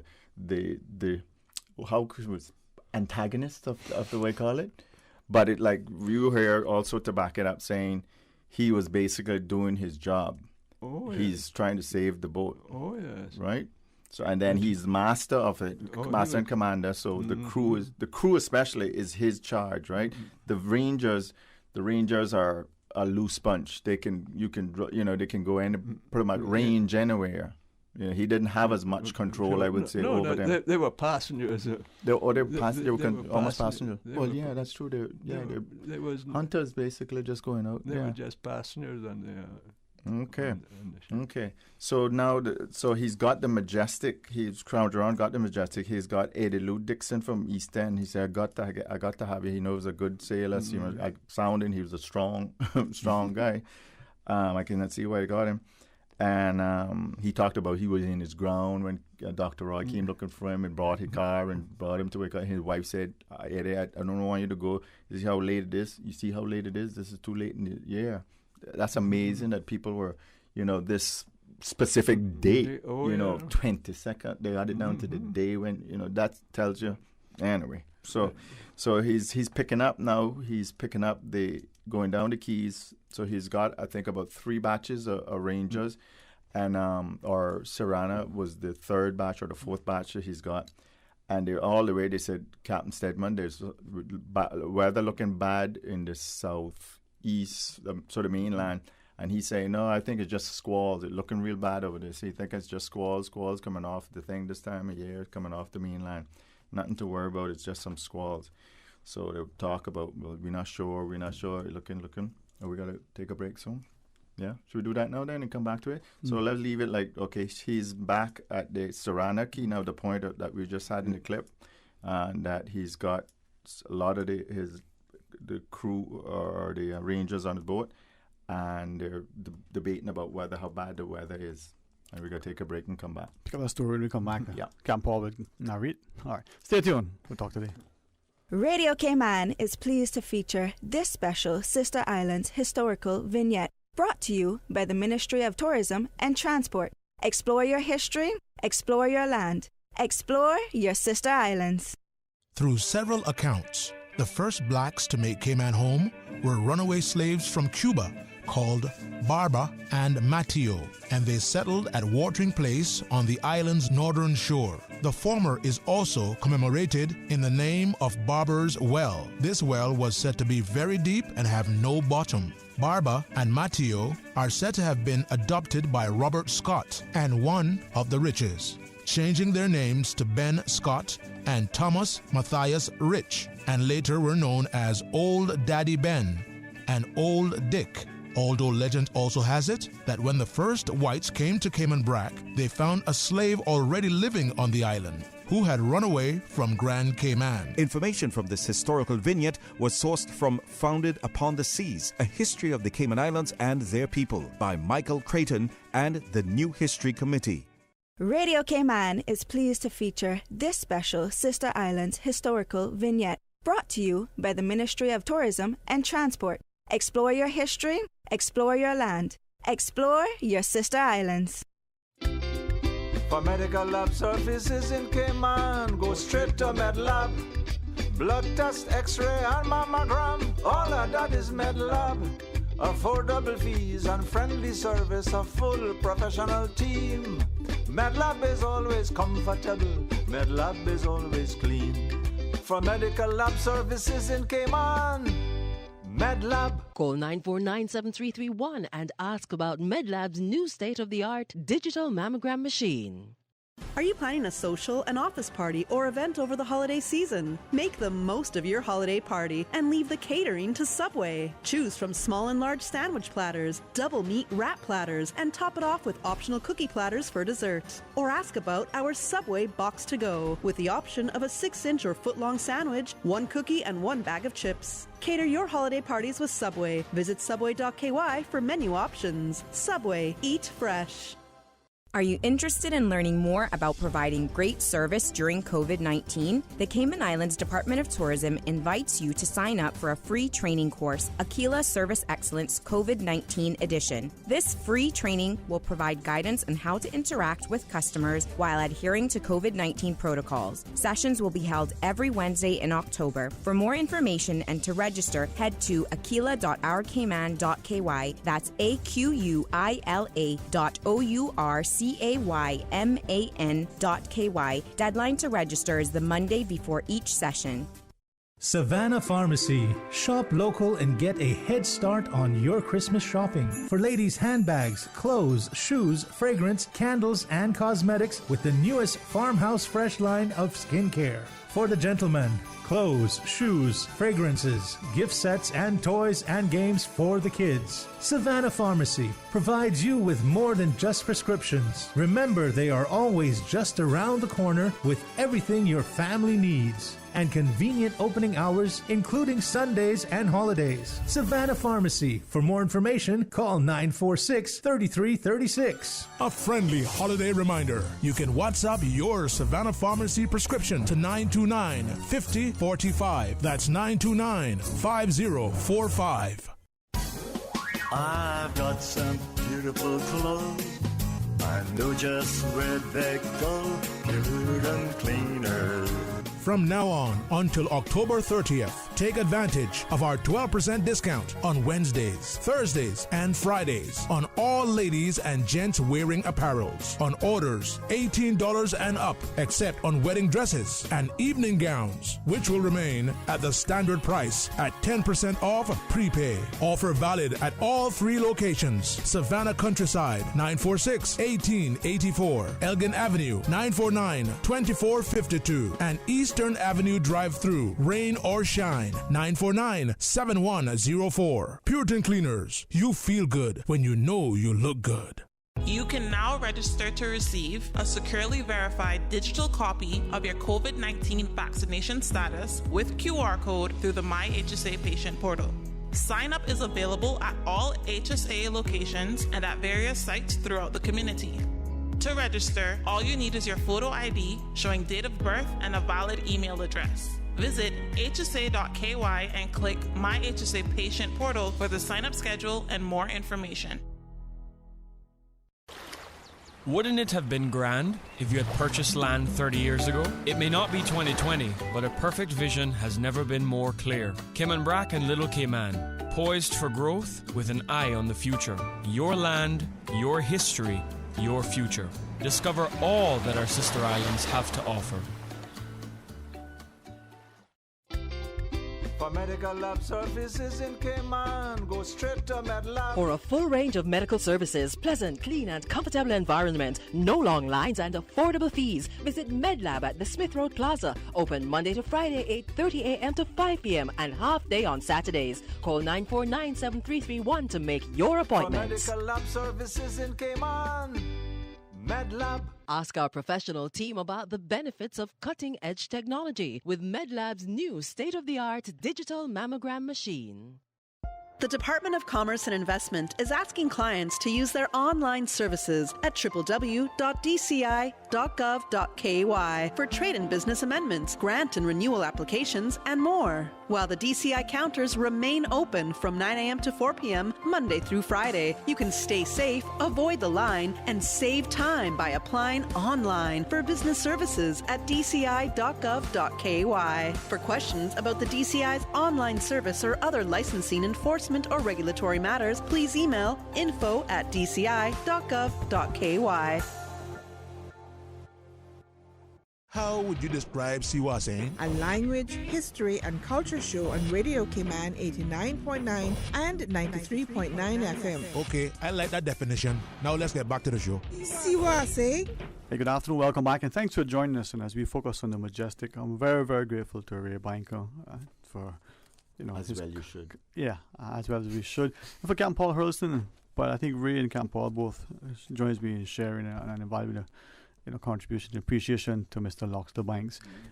From the Veterans Association, coming across here on your schooner, getting into almost, yes. With that deluge out there. Yes. So, but thank you very much for not just the CI Retro series, but for joining us this afternoon, and welcome again, sir. Thank you for curating from the Walt. Yep, Walt. Yeah. Well, I'm glad to be here, and I, on the way here, I was listening, and reference made to the Rembrandt. Well, I actually sailed on the Rembrandt. Yeah. I went to Cuba on the Rembrandt. Who was the captain then? Captain Didi. Yeah. And one of the images that still sticks in my mind. We boarded the Rembrandt in Georgetown. This was leaving Cayman. Or in West Bay, actually, and came to Georgetown for clearance and so forth. And it was in the month of February, blousy nor'easter, really, and they had to reef the sails down. And I mean, I knew Captain Didi was the captain, but to see him out there in Captain Paul, he was out there on the mainsail, reefing the sail down, walking on a rope, It still sticks to my mind because I guess I must have been 8 or 9 years old. He's a superhero. But I recognize he was the captain, and I think it must have went through my mind. He shouldn't be doing that. He should. He should be somebody else. But all the rest of them were busy. Ivan's father was cook on it. Was cook. He ate Lorry, and he gave me. That's the devil. That's right. He was cook on that trip, and he said, "Lock come here. Here, a big bowl of soup for me." He set me down the cabin top and big bowl of beef soup. Beef and everything? Yeah. What? Not fish? No, it was beef soup on that day. Yeah. But anyway. So you have what treasure you brought us today? Well, what we got here is about a 10-minute narrative by, and Eddie Lou Dixon's name was mentioned, quote unquote, the hero. Yeah. And this is an edited version. I suppose there might have been, and if Allison's listening, I wonder what you did with all the outcuts, Al. Anyway, I suppose we recorded maybe, could have been a half hour, 45 minutes with Eddie Lou, and it was edited down to at least what I got here is. And what year are we talking about? Well, that was in about 79, 78, somewhere like that. Yeah. Okay, yeah. And I think I probably did some further editing on it over the years. Mm-hmm. But this is an 11-minute, 10-minute version. Okay. And it starts off with him telling when Dr. Roy came to East End to try to get him to go out, and that was made reference to, I heard in some of the narrative, and it goes through him going out there, and it picks up at, I think, when they were going up to Serrano's Key. Well, we just because we time wise. Because when we left, we were at Serrano. Okay. Serrano Bank. So we're deciding about whether it's a storm and all that stuff. Yeah, this is Eddie Lou Dixon. Okay. I was going to my plantation at the morning in here East End Lane when I heard the voice saying, "Dixon, Dixon," and I turned around and looked, and somebody said, "Dr. Roy wants to see you." I said, "Okay," and I turned around and I went back. And when I get to him, I said, "Doctor, what happened?" He said, "I cannot get nobody to go to take up the meds that you had put out there, so I want you to go." I stood a while, I said, "I don't know, Doctor." He said, "Yeah, I want you to go." So I come home. And I said to my wife, I said, "Dr. Roy wants me to go to take up them rangers for him." And she said to me, "I wouldn't go this time of year." I said, "Well, I've been working for them all the time, so I suppose I'll take a chance and go." So I got in the car with him, I went home, and I picked up, get the thing, I went down. And we leave on the 22nd morning. And when on the way to Savannah Key, I said to the captain, I said, "Captain, tell me something. What's about this weather? The weather don't look good to my eye." He said, "Dixon, what you think of it?" I said, "I think the storm." He said, "Sure. That ain't nothing this quarter around the main line." And I said to him, "Captain, no, you're not telling me this. I've been to my storm. This is the storm, I'll tell you, Captain, is a bad one too, my belief." Oh, he laughed because we were going out to that key then, and the wind was from the northwest, which is not usual to supposed to be that kind of wind that time of year. And we going out there, and I said to him, I said, "Captain, you still saying to the weather like that around the main line?" He said, "Yes, Dixon, that's what I say." So when I went down that evening, round about after the sun set and it get dark, I said to my gang of boys from East End, my crowd from East End up here, I said, "Listen to me. I want to fix up on the things and get on a package, on a suitcase and all that ready. because I said, this is the storm, and I ain't going to stay out here if it prevails on us. So they did so. They lie down and went to sleep. I didn't went to sleep, though, because I know what was happening. I see what was happening. I didn't went to sleep. So at 4 o'clock that morning, precisely, I hear this footstep coming on the deck forward. And I imagine it was Captain of the mate, but I didn't get up. And I hear when he looked down in the forecastle, he said, Dixon, Dixon. I said, yes, Captain, what happened? He said, gracious God, it is a storm approaching. He said, he right here, and he said, he's a dangerous one. I said, well, Captain, you late knowing that. That time she pitching forward, out the side. And we got up. I said, well, what we're going to do? He said, we're going to put out an anchor. The other anchor, the big anchor. I said, okay. We got ready and we haul up 15 shekels from that anchor, and we let go the big anchor. And when we let go the big anchor, I said to him, how much you going to slack her? He said, we're going to slack her off 40 on that. We did that. And when we did that, I said to him, well, Captain, what else you going to do? He said, we'll put a motion reef, 4 motion reef in your standing jib, and we'll put a double reef into the forecastle. We went to work and we done that. All hand help doing that. And when it done, the mate was there, but he wasn't doing nothing because he was the old man, he was frightened. But so all the trouble was through me then. When it done that, I said to him, I said, Captain, that's in the morning now, around about 9 o'clock.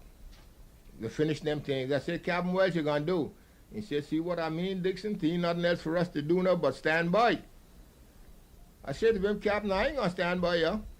One tree holding on that key in there that God Almighty grow there, what's 1,000 vessel mass standing on the water? He said, well, what you gonna do? I said, I'm going shore. So all of my men from East End then and some from West Bay agreed to go shore with me.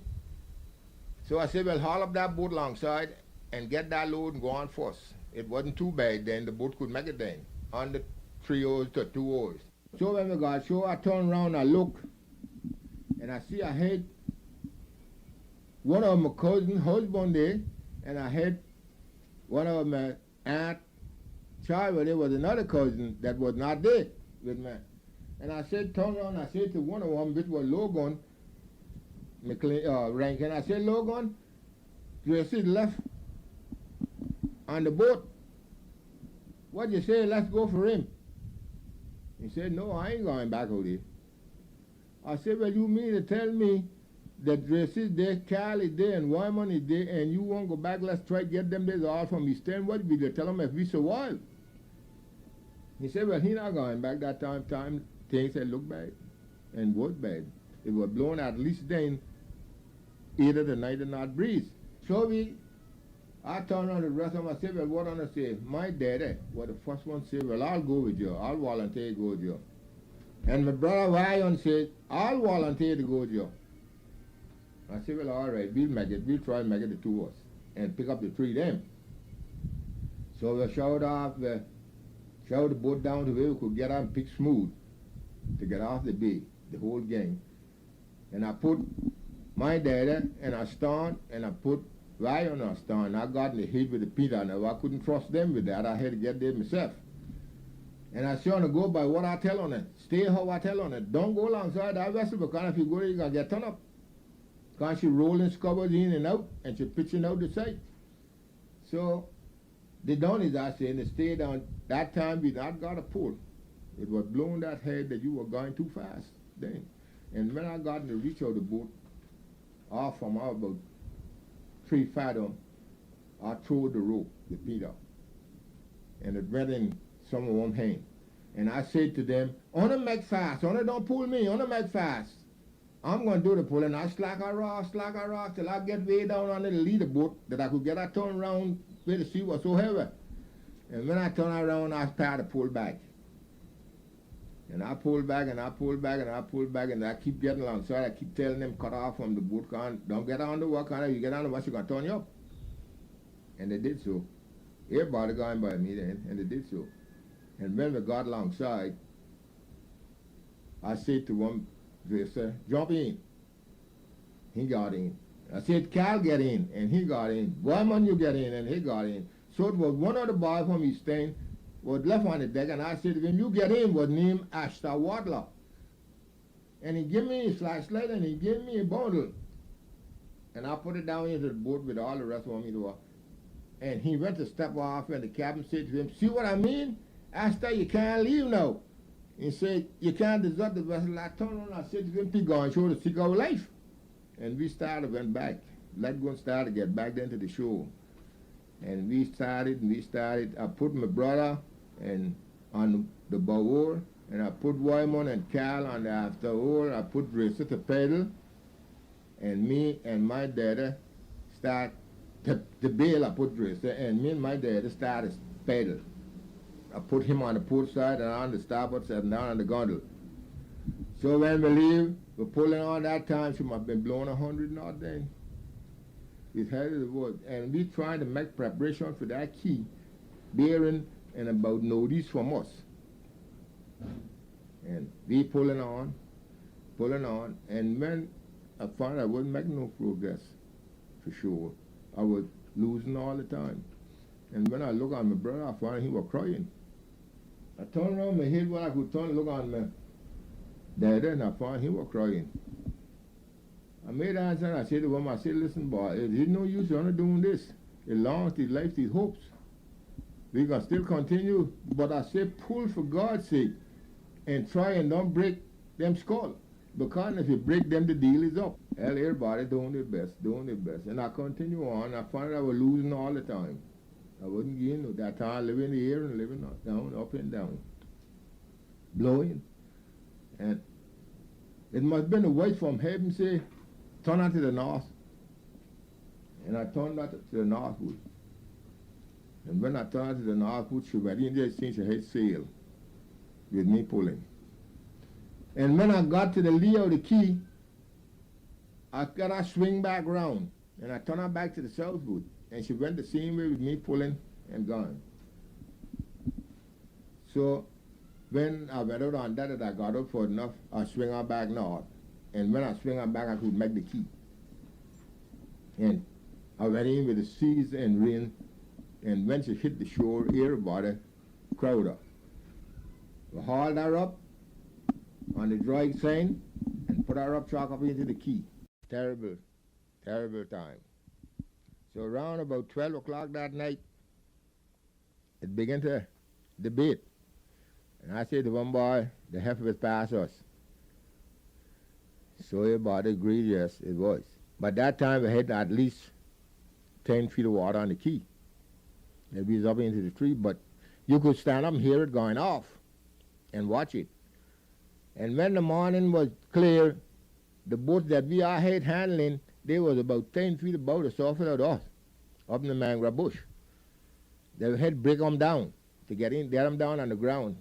And when we break them down, then we pull them out through the key on the other side, they was level. Oh, that was a terrible time, I'll tell you that. When you think of that, I'll tell you, thinking of bad time. I'll tell you, we had a bad time out of it. That was in September, and I went right back out there in January again. And I continue right on out there.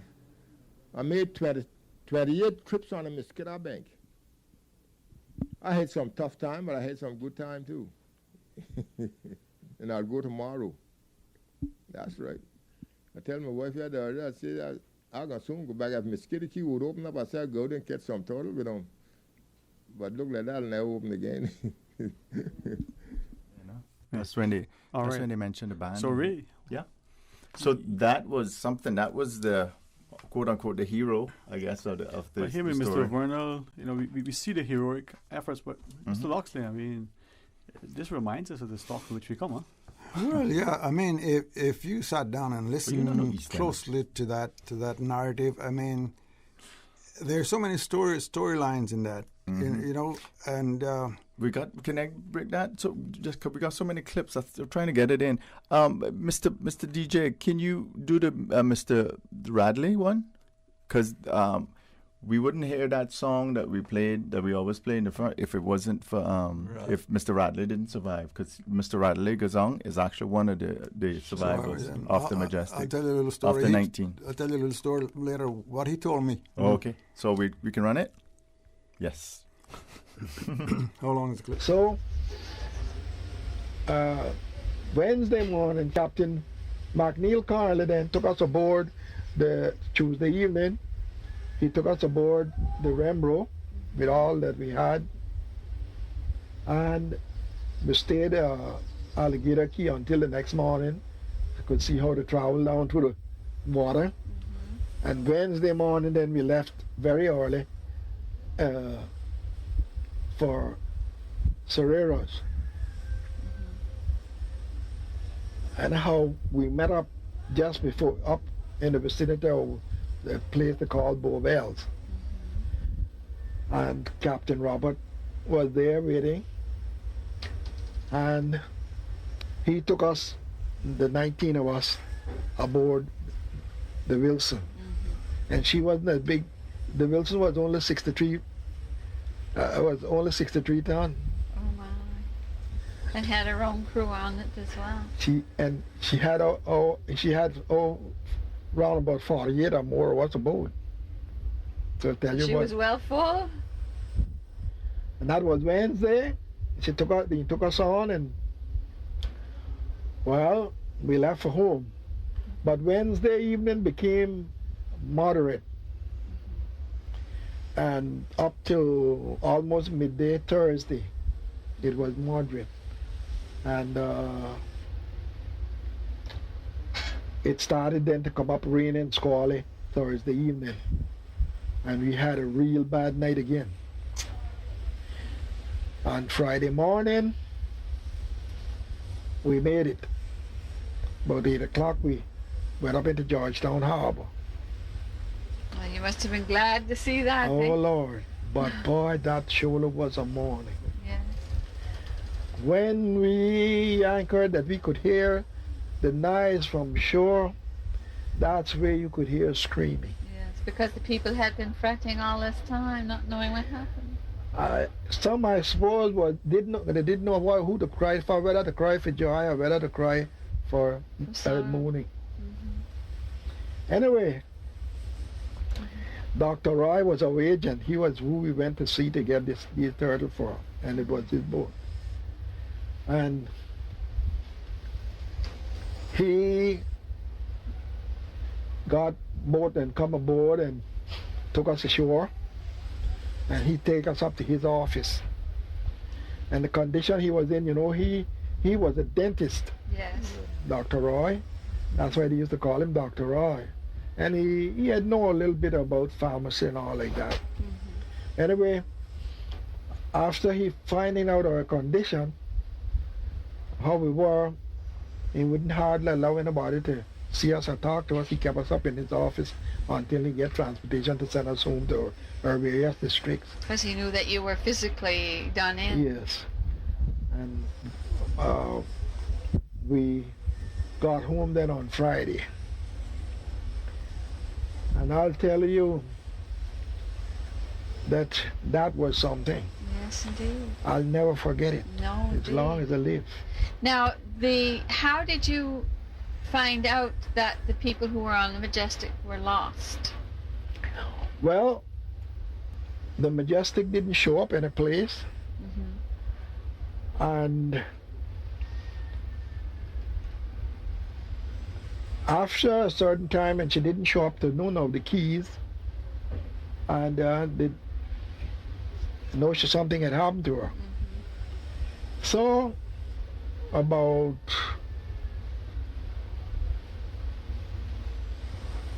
I believe it was a couple of weeks anyway after this, Captain Arnold Carley, he had a little schooner named the Radium. Yes, I've heard of that one. And he used to sail he used to catch lobsters and fish and carry to Cologne. And he went around this place and he found a Majestic. He saved 13 fathoms of chain off her and her wheel, her steering wheel. So they knew that she had gone down, and all 22 with her. With her, and nothing had been seen from her. Nothing, not even a piece of wood. And how long after the storm did this Captain Connolly find it? It was a couple of weeks anyway. A couple of weeks. Now, when you went out on this was your first voyage, and you had been out there for 3-4 months ranging. Yes, from June till September. And you had caught turtles and nurses. Yes, we had a good catch. We had 77 nurse and shark hides. We had an estimate of 25 to 30 pounds of hawksbill shell, and we had 4 hawksbill and 3 green turtles to bring home. And those were all lost? And everything was lost. So all that time you were out there and all that you went through, you had nothing to show for it whatsoever? I lost everything, my clothes that I had. I even lost a fiddle that I had with me. Oh dear. That's even worse, isn't it? My first one. Yeah. That I bought from an old uncle-in-law. I had no outside me, who was named Nicodemus Brown. So you lost it out there. Oh. Now, you went out, who was your partner in this enterprise? This one little fellow down West Bay by the name of Vernon Lee Banks. Yes. He was along with us. And the man, Reginald E. Banks, and a couple of others that was in the crew. They were on the same key as you were arranging? Yes, we so all there were. Okay. All right. Right? Yes. So that is Radley Gazong, Mr. Radley Gazong, the famous fiddler. Radley Gazong Award. If he had lost in the Majestic, you wouldn't hear the music, like I said, that we play for a show. No Radley Gazong Award, all that. So, and the point that for me, one of the points is like to paint the picture of what they were dealing with on the Majestic. She was an old vessel, like 31-year-old wooden vessel at least, and that was one thing that Miss Virginia was saying too. Miss Virginia was saying that the boat was so old. It didn't take much to be damaged by the storm, and paint a picture of how many hides and the smell and how packed this smaller boat, because the Rembo was a much bigger boat, and this is a smaller boat, and some of the boats, like cat boats, they couldn't bring ashore. So this boat is all full up, and she's an old boat in the middle of the storm. So, yeah. So to paint the picture and the smells, Mr. Vernal, I think, was one of them saying it was so packed. So how many people are there? There's like 40-something people on this boat. And he said sometimes it was so packed to get in a rest, you had to try to find someplace to lay your head, like on the nets or something like that, or sleep standing up. This is the picture that we're painting. And like I said, the smells of 77 shark hides and people that not bathe and all that stuff. For days. Days, a week, months. Yeah. Months. A sea bath if there was, and it's salty. Like, you don't know. And the vessel itself. So anyway, so we have a clip, we have a break. News break. Yeah. A news break, and we're coming back, and we're going to try to get the clips and stuff that we have to sort of paint a picture of this disaster, the Majestic. No, my boy. Today's biggest news. Radio Cayman, your voice, your choice. Local, regional, international. This is Headlines from Radio Cayman's newsroom. Today's biggest news. With your latest headlines, I'm Felicia Rankin-Solins. The Office of the Ombudsman has issued general guidance on data protection issues Cayman employers must consider before recording employees' COVID-19 vaccination status. A copy of the guidance can be found on ombudsman.ky. In international news, the U.S. has said that it will reopen its borders to fully vaccinated travelers from 33 countries on November 8th. Under new rules announced by the White House, vaccinated people who have had a negative test in the 72 hours before traveling will be allowed to enter. The move marks the end of the tough restrictions that have been imposed on travelers since early last year. A longtime Nike executive in the U.S. has revealed that he shot and killed a teenage boy in the streets of West Philadelphia 56 years ago. Larry Miller, chairman of the popular Jordan brand, confessed to the 1965 murder in an interview with Sports Illustrated published on Wednesday. He says, quote, "It was eating me up inside." The admission comes ahead of the launch of his memoir next year. Germany's center-left Social Democrats have agreed ambitious new green energy goals with potential coalition partners, including an earlier exit from coal power and 2% of land to be allocated for wind farms. The joint paper with the Greens and liberal Free Democrats paves the way for formal coalition talks. Germany has long relied on coal power. These are your headlines. I'm Felicia Rankin-Solins.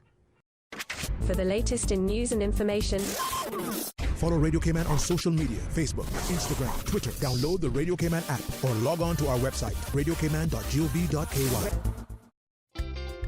For medical lab services in Cayman, go straight to MedLab. For a full range of medical services, pleasant, clean and comfortable environment, no long lines and affordable fees, visit MedLab at the Smith Road Plaza. Open Monday to Friday, 8:30 a.m. to 5 p.m. and half day on Saturdays. Call 949-7331 to make your appointments. For medical lab services in Cayman, MedLab.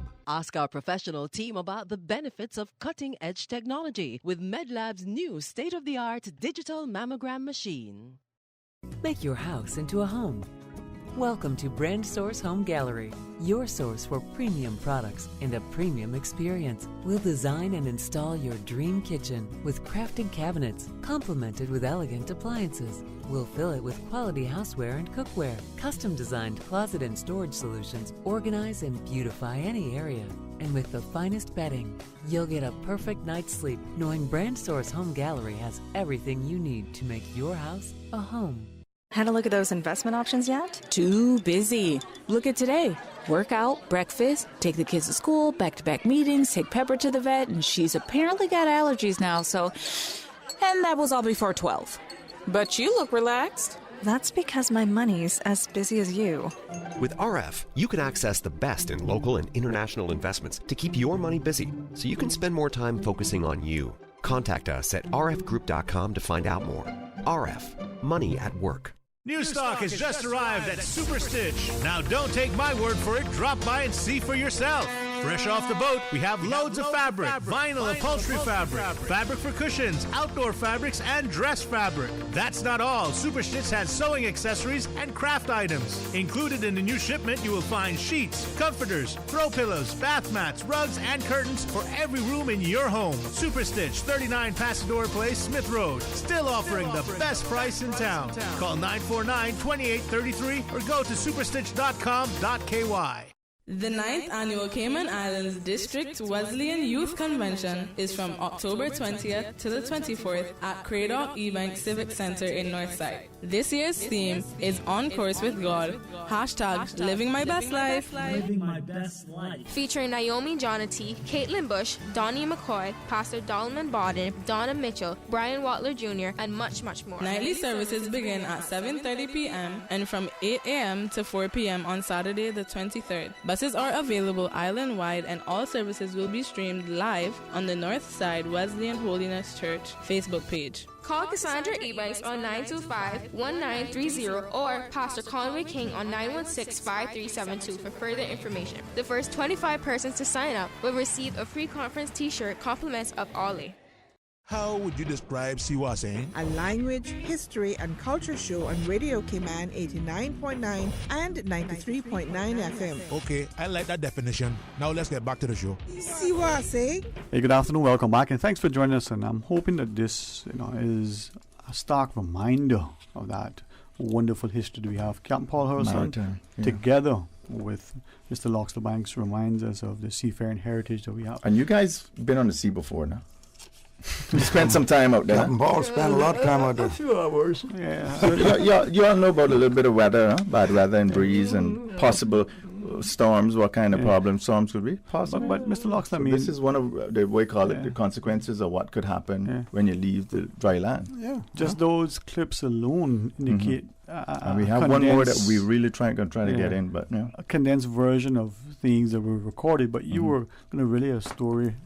We see, Captain Radley, but share with us. Well, Mr. Radley told me, he said when when they landed him at Hogstye Bay that morning, he said, I stepped off of the catboat onto the dock at Hogstye Bay, and I lay flat on my belly, and I really? And I looked up to heaven and I said, Lord, you brought me home safely. You're not going to have any more trouble with me going back out there. And he'd say he never went back out. But see, that's the respect I think that we have for the sea. I mean, Camp Paul, you have spent, I wouldn't want to say a lifetime, but as you said, a few hours at the helm. And she's unforgiving as she can be. I always say the sea never loses, huh?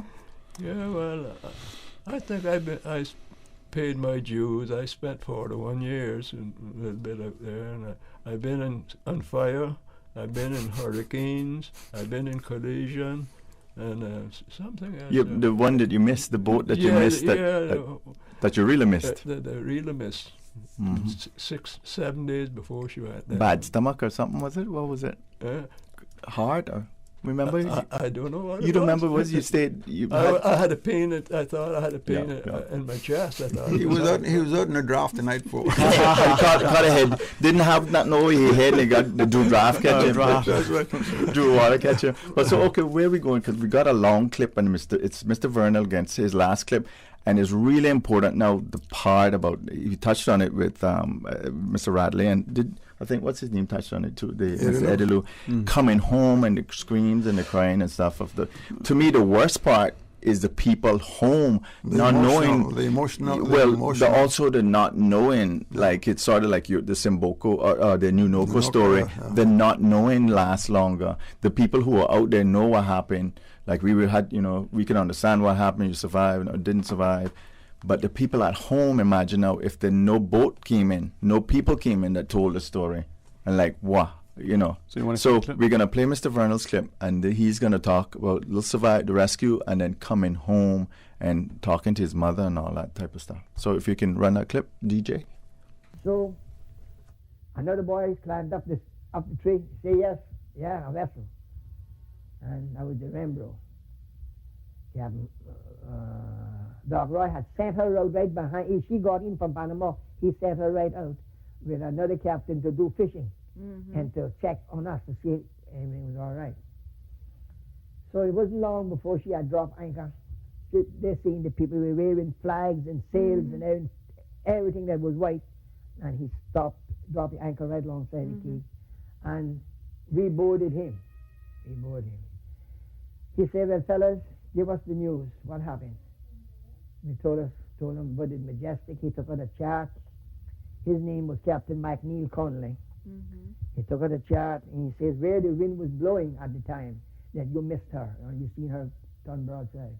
So the wind was blowing about east-southeast. Shook his head. He said she don't have one chance. Not one chance, not with the wind in that direction. She said she couldn't miss the Mahagan down there. We call the Mahagan, that's a sandbar bank that just comes out of the water in low tide, and in high tide it's under. That was right below her. Then Half Moon Reef was a big reef that almost had us locked in. Says she couldn't miss Half Moon Reef or that Mahagan down there. She would have to hit one of them. So he told us, not likely they survive. Yeah, he don't think there's any chance of expecting to survive. It had another key just below us, about less than a mile away. It was called Port Royal Key. Oh no! I'm ahead of the horse now. That Port Royal Key was so alongside of Savannah Key. But we went and explored that and found out that it wasn't a chance of anything surviving there because it wasn't a tree that wasn't bark to her top. Oh my goodness! Yeah. And we went to Logwood Key too. We had left 2 boats there. Yes. And all we found on Logwood Key was the bung out of one drum. Oh, It was completely renewed. No huts, no boats, just one drum, one bung out of a drum, one stop out of a drum. Yes. That's what we found there. Anyway, he told us that the Majestic didn't have a chance. And he says, I made arrangement. He says, I'm come out to fishing. I'm going back to Musketaquay as soon as I get you off of this vessel. I'm going back to fish.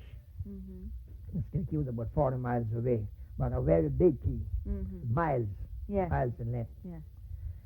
And he says, I made arrangement with Captain Robert Ebanks.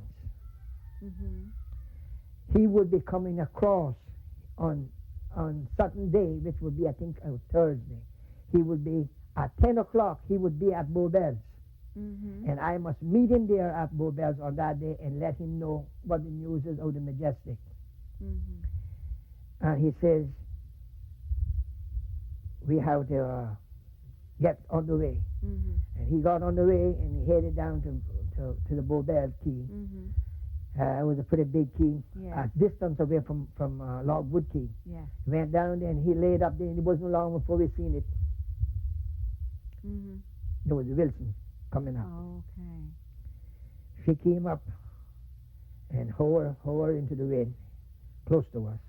And says, Captain Mike Nee, what is the news? He says, the Majestic is gone, and I'm afraid lost. I have, I think, 21 men. I think it was 21 men on board. Could you take them home for me? He say, I'll take every human. No boats, no cargo. I am already loaded. And he had 12 boats on board of her. Fishermen's cargo, and already he had 30 men on board of her. So she was loaded. And he took us aboard, and they bid goodbye. Captain Mike Nee, he headed back from Musketaquay. And 11 o'clock, he pulled away the Wilson. 11:30, he pulled away the Wilson for Cayman. Lady, I was frightened in the storm, but not like I was seeing that. That night, 6 o'clock, heaven and earth was coming together, but it was coming out of the southeast in our favor. Yeah. It was coming in our favor, and when it hit, he pulled the mainsail off, or he pulled the mainsail down, and he kept up the foresail, but that still was a big sail for her load. The vessel settled away that, I tell you the truth, it was no way you could look on the deck that you could see any wood. It was all underwater. And he was a uneducated man. He couldn't read nor write, but he was a seabird. Yeah. Nobody told him what to do. His navigator was a young boy from West Bay here. He said to him, he says, Captain Bob, you're going to have to take sail off of this vessel. He said, take sail off of her? He said, my son, it is sail that put us here. It's you know what sail can take us out. He called all the men, he says, get on the weather side and help set her up. And all of them boats that was on the deck, they was towed, they wasn't carried, they was floating over her deck. She was tied onto her and floating. And he was standing up to that wheel. I see him now. He had a man with a big mustache, a man with my color with a big mustache, very big mustache, with a pair of high boots, the hair, and a cigar in the lock of his jaw, and holding that vessel wheel. Lightning blazing around us. I mean, you're blinding us. Where you think that we went, me and another boy, my age? Went inside the boat full of water to dodge it. Okay, when I think about it. We went down inside of the water in the boat to dodge the lightning. Oh dear, and that was the worst place to go. I was but a man. I was a man when I learned that. I wasn't a boy no more when I learned that. I was a man. Anyway, that night we was on the deck, hanging on to wires, hanging on to ropes, hanging on to boats. And that night about 2 o'clock, I could see some of the vessels had come up out of the water, had come up, a decks had come up above the surface. And I dropped asleep. I don't remember, it was in the boat away, I dropped asleep again. When I wake, it was good weather. The sun was shining. And Cayman was in sight. Oh my goodness. So it really blew you along then? She took down 320 miles in less than 24 hours. That was a wind. Well, she was the fastest sailor on the island had. In less than 24 hours, she had took down 320 miles. So she was averaging through the night over 20 miles an hour. That's amazing. Loaded down. Yeah. And when she reached Georgetown, I don't know, they must have smelt it. They must just had the feeling. Yeah. He was flying his flag half mast. Yeah. And but before he hoisted the flag, they hoisted the flag, they dropped the anchor, and then they were getting the flag ready. When we heard the people screaming on the iron shore. There was no news and not nobody to tell you the tale, but just that crowd of the people that was there waiting. Yeah. Then he hoisted the flag half mast. They seen that, they knew. Yeah.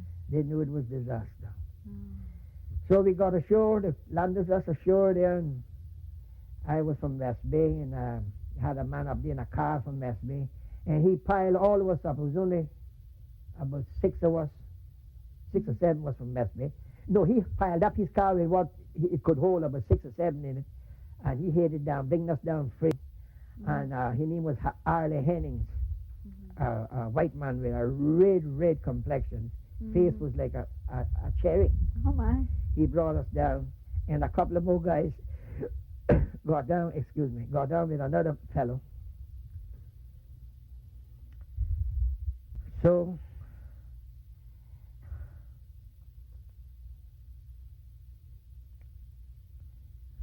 okay. And he brought you right here to West Bay? He brought me right down to West Bay. He brought us all this down to West Bay. And I came home.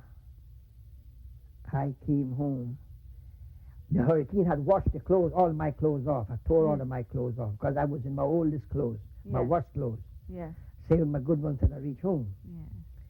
I come home to my mother in a 30-year-old man shirt and another boy my age pants. What they gave you? They loaned me, not gave me. Nobody didn't give away clothes in them times. They loaned me to come home. And I came to my mother's house here. Oh my God, what a day. Yeah. What a day. And she had heard that the Majestic and all her crew was dead, was gone. The news had come to West Bay that fast.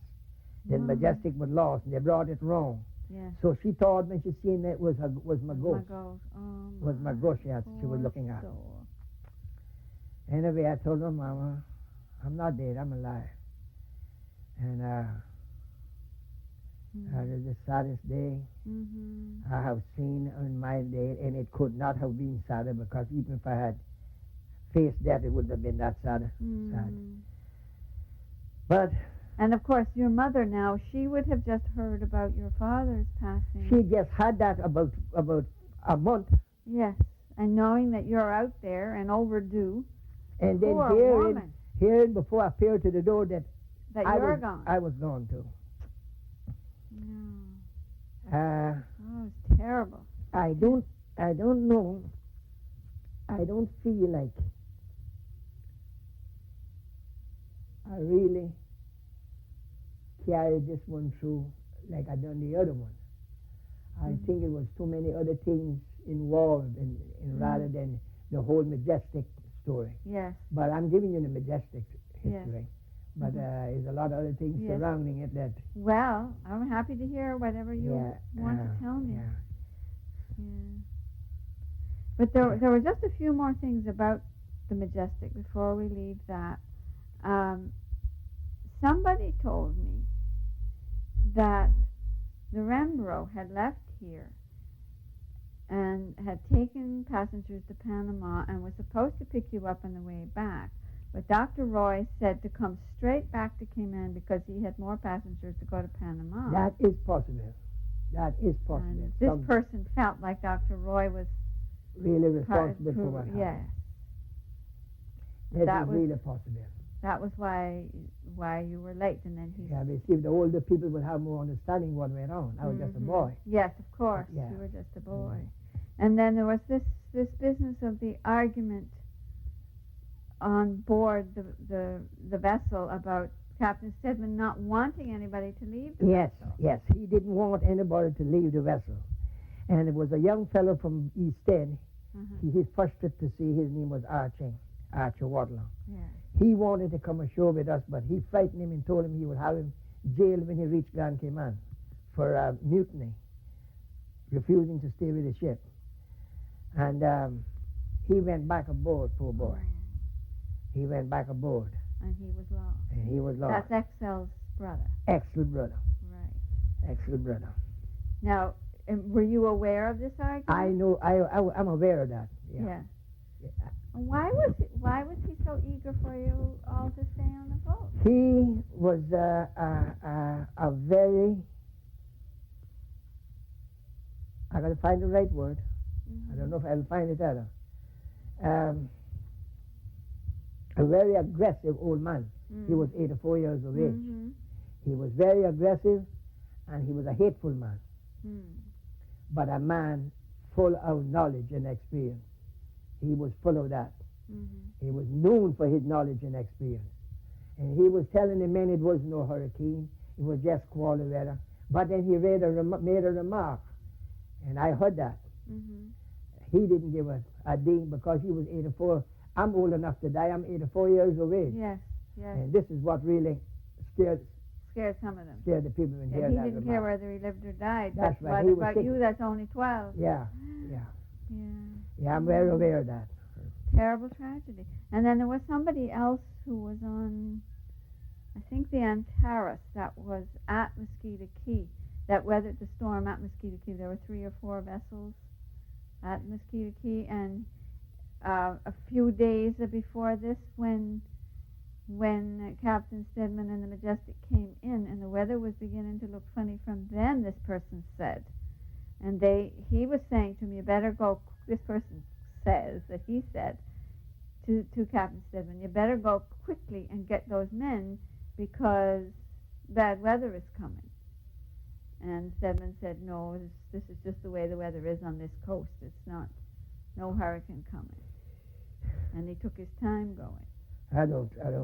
You wouldn't know anything about that. I wouldn't know anything about that, and I don't believe that either. No, that's. I know he would be anxious to pick him up and get back home with him. Get it over with, because everybody knew that this was a bad time of the year. Yeah. I didn't. I think that's something added to the. Yeah, that always happens, doesn't it? It's easy to be wise after the fact. Yeah. But that was a terrible experience, wasn't it? I wouldn't want to see it again. I wouldn't want none of my children to see it either. No. I wouldn't want none of them to see it. Okay. And welcome back, Ray. Yeah, so the takeaways of that whole thing, I'm asking Miss Arthur Lynn Pedley, who did the research for the 80th anniversary, and I asked her about it, and she said, well, just what she took away was just what you had to do to survive, like it's life and death. We complain about, and it is a pretty rough drive from East End and stuff, but to get to work, but it could be worse. You could be out Mosquito Keys, and this story happened. So just think of that, what they had to do, our forefathers 80 years ago, up until up to 70s when they stopped going to get turtle in the Mosquito Keys. Late 60s. But even still, iron ships, you guys think there was still a lot of hardships out there too. So, but a little touch on what you were saying, Captain Stedman, sort of saying that he was the lack of a better word, the villain on it, like what he was saying about it. But he also lost his son on the ship also. And it was that he was trying to save the vessel. He was doing his job, right? And if Captain Paul can sort of touch on sort of like the the power of the captain or the and then the hierarchy and the sort of the law of the land on a ship, on a boat, and why it's needed. Yeah, well, first thing, you need discipline aboard the ship. The captain, he's the commander in chief. Mm-hmm. He got everything, and if you disobey his orders, you can get in trouble for that. Mm-hmm. So, but you have to learn to listen to people too, because Mm-hmm. you don't know everything. Yes, You must and listen. there was to a part people. where who was it? Vernal was saying, "Oh goodness gracious, it is a storm." He, like Captain said, goodness, and she's right upon us, and she's bad. Mm-hmm. So it was like he made a mistake. mistake, Like he could hear that it was like, "Uh-oh, I made a mistake." You know. Sorry, continue. Go ahead. Yeah, I said it's a big responsibility, because you got man lives. Yeah. you're responsible for everything aboard that ship, Mm-hmm. and Put yourself in his position. Put yourself in his position, and not only that, but if you disobey his orders, nothing happened, then everybody dies. You're in trouble too, Yeah. because everyone goes down. He can report you to the authorities Yeah. that you're the mutant aboard the ship. But I'm just saying, like he's saying, okay, we need to take down them sails, or the whole ship is gonna be lost. And somebody goes, "No, I'm not doing it." No, well, you know? that's stubbornness, that's stupidness. Yeah. But listen, But I'm just saying, one man's orders disobeyed could ruin the whole, take everybody down. So that's why they needed that type of thing. And like I was saying a century earlier, if they disobeyed it, you were put to death. So but it's that type of seriously. Today's different. Things are so much different, because everybody, people is operating all this communication. They operate the ships from sitting in the office in New York or somewhere in. It's similar to war. You just press a button. Now it's like video games. They tell you what to do, because instant with that recently that container ship down there. Yeah. If the captain, they ain't gonna tell you. I've been through it. I know what they will do. But if he had altered his course, office come down on the south side of Cuba, it would have taken a few hours longer right up there. But they had every gallon, barrel of fuel, everything off. But from what they were saying, he was a really good captain, as in navigation and thing. But like what you said, and then one mistake. I know. I've been through it. I've been pressured to do all kinds of things. Yeah. It's the same thing as the Aso and Valdez and up there in that bay there. Mm-hmm. If sleep deprived, and all that stuff. If they it had made the captain anchor for a couple of hours, nothing would have happened. But we gotta get. But people is got these big qualifications up there, but they have no experience. But they're giving you orders what to do. And they escape blame. Of course, you're the master. You're the captain. It's on you. Well, you're the one that had to make the report. You have to make the report what happened. But it all kind of comes down to judgment. Not only judgment, the dollar. Yes. Well, that was it. Dr. Roy was the richest man in Cayman at that time, and he had all these boats, and this was his thing, and that was a good catch. It was a lot of money on that board, and so I could see that too. But to me, that life is about those little moment decision. I mean, the Ashawatla, I think, is the tragic thing of it. Like I can see him just about to get back onto the boat and makes the decision, or like what which one of them said, he caught a small freight and got intimidated and left, and it was his first trip too. So that meant if he messed up on this, he's not gonna be able to go and tell us how. That's like being out of the game. I'm not being in the financial industry anymore. I would give Dr. Roy credit for what he did, because he was interested in those men, but the Rembrandt was supposed to make that trip, and she wasn't there, and he had to. I bet that was a financial decision too. Yes, something might have came up. Well, can't miss this opportunity. I knew Dr. Roy. I knew he was very strong, but he was fair. I think that was a big blow on him. Yeah. I can imagine 27 people. That's the whole island probably was attached to them in some way. Oh yeah. Talking about the captain's decision, I was told a story that, and it might have been the same captain, was coming out of, and it was the Rembrandt was coming out of Jamaica, and there's a position outside of Jamaica where it really gets stormy quickly. Was coming out of Jamaica, and all of a sudden they run into this, it was like a damn hurricane, and the captain told them, "We got to take the sails off." And Birchie, you might know Birchie. Birchie was mate, and he said, "No, Captain, we can't take the sails off this thing. We got to sail out of it." And he said, "No."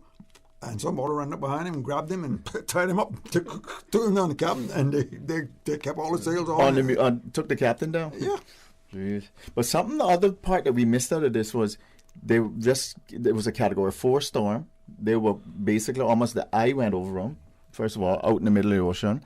And then when they went home, they ran into probably the tail end of that storm or something again on the way back. So there was a night where they all thought they weren't going to make it. No, I mean, these guys... Vernal made reference to that that last clip. Now, you always when I tell the story, it's like you got hit by a Category storm and almost another Category storm going back. So you can imagine how afraid they are when they were trying to recover physically and all this stuff. And they got another storm to deal with, the lightning. He said, Vernal, he jumped in a boat full of water and with the lightning and all that. Now he said, now I'm a big man, and how fool I was to jump, risk it was to jump in a thing of water.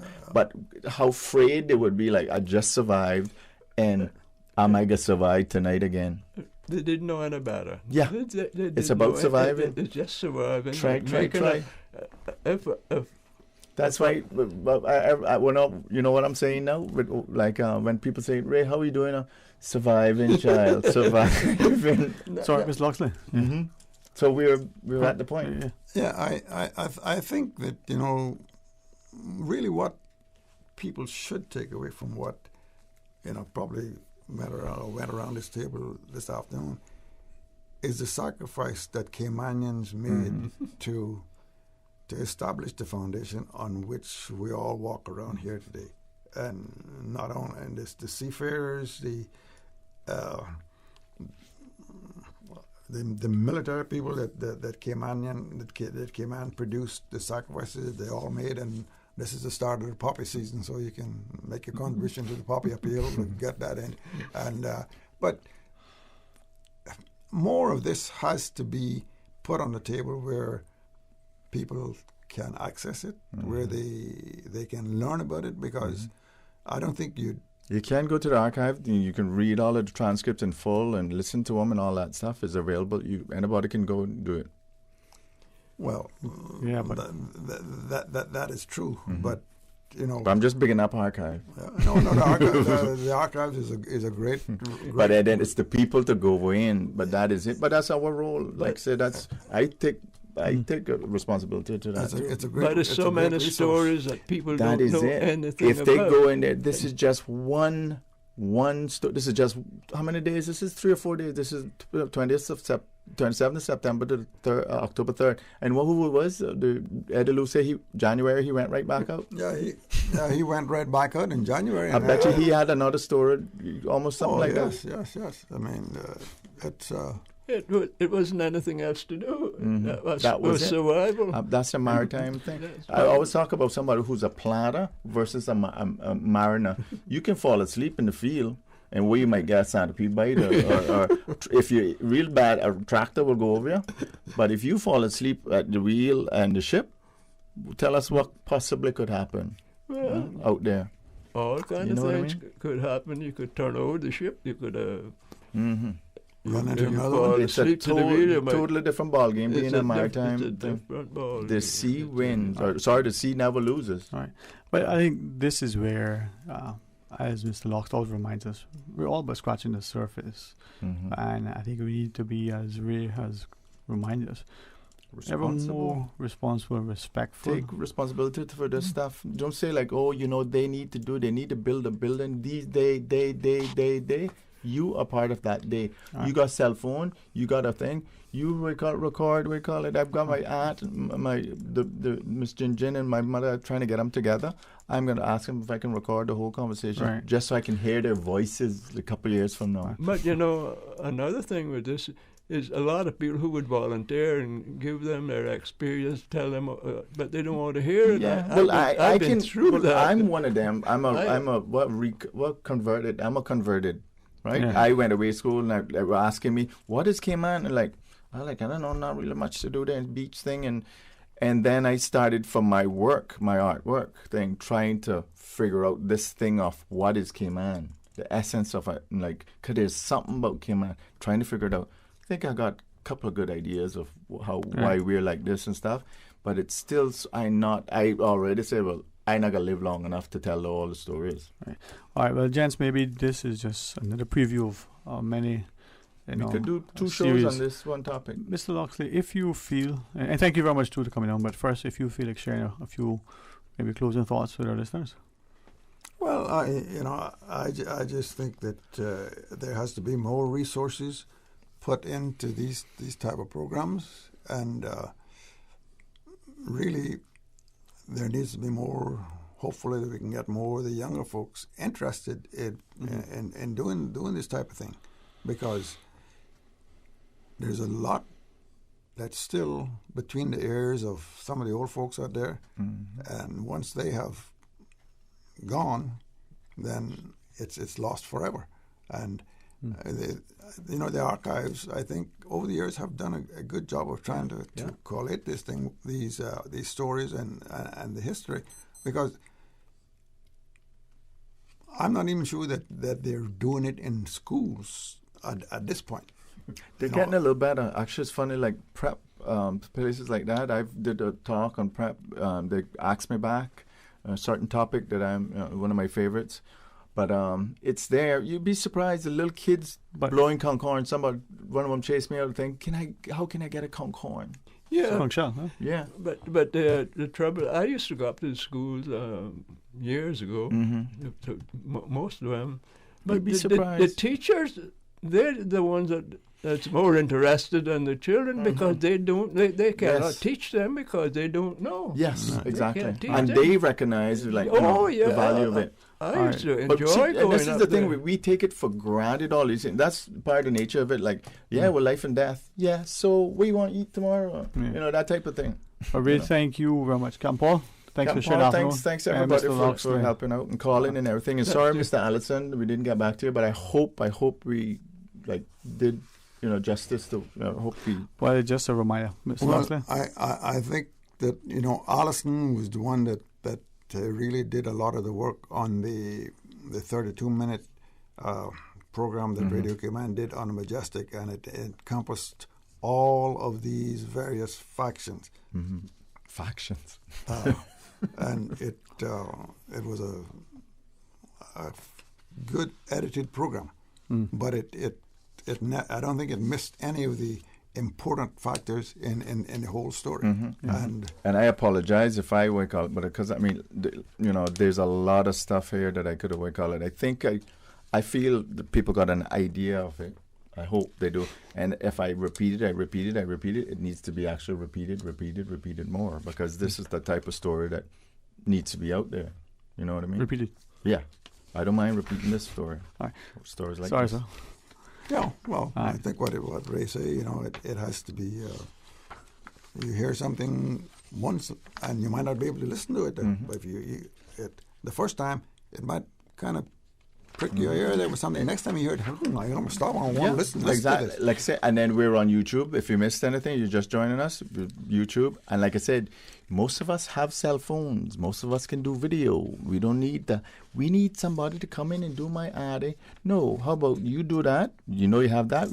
Somebody else can come and do it professionally. You have two of it, because I've made that mistake before. And really, this is where we see it, and as we continue to celebrate who we are. Thank you all very much for joining us, and it is an oral history. Thankfully, we have some orally fixated people, right?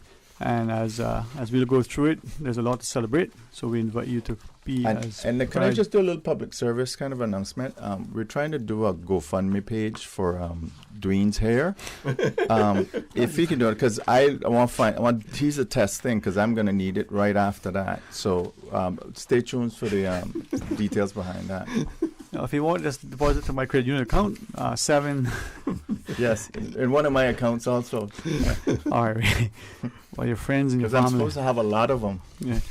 It's right here. All right, thank you all very much, and thanks for joining us. And be collected and unified as we bring a... And record, please. Until Monday, have a wonderful, blessed, and productive weekend. I'll see you when I return the weekends. Until then, be blessed. We may be in Christmas shopping mode, but 'tis the flu season too. Savannah Pharmacy has immune system boosters for the entire family with a range of vitamins and supplements. Their knowledgeable and courteous pharmacists are always available to offer the best advice and products. Remember, they are always just around the corner with everything your family needs and convenient opening hours, including Sundays and holidays. Savannah Pharmacy. For more information, call 946-3336. A friendly holiday reminder. You can WhatsApp your Savannah Pharmacy prescription to 929-5045. That's 929-5045. For medical lab services in Cayman, go straight to MedLab.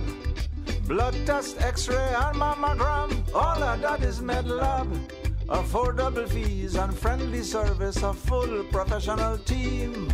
MedLab is always comfortable, MedLab is always clean. For medical lab services in Cayman, MedLab. Call 949-7331 and ask about MedLab's new state-of-the-art digital mammogram machine. Explore your history. Explore your land. Explore your sister islands, the ultimate staycation experience. Your culture, your freedom, the land that time forgot isn't gone. It's your sister islands. Discover all that our sister islands have to offer. We think it's time you crossed over to a new vehicle. And with the 2021 Toyota Corolla Cross now at Vant Motors, you have plenty of reasons to make the switch. The crossover body and hybrid engine is a sleek design in a sturdy structure with a spacious interior that opens to extensive cargo space. Stuck in traffic? The high-performance self-charging hybrid system automatically switches between gas and electric vehicle mode, helping you lower both fuel costs and carbon emissions. The Corolla Cross has full LED lighting inside and out, an integrated display audio system with energy monitor, and a dual-zone climate control system to ensure comfort for all. Test drive the new 2021 Toyota Corolla Cross Hybrid today at Vant Motors, Walkers Road. Come on, Cayman. Let's get ready to reopen. Countries all over the world are proving life can go on and we can safely coexist with COVID-19 in our community. With open borders, our readiness will be vital to protect each other and our islands. We can do this. Have your voice heard and pledge you are ready to safely reopen. Visit reopencayman.com. Join the movement and pledge that you are ready to reopen on November 22.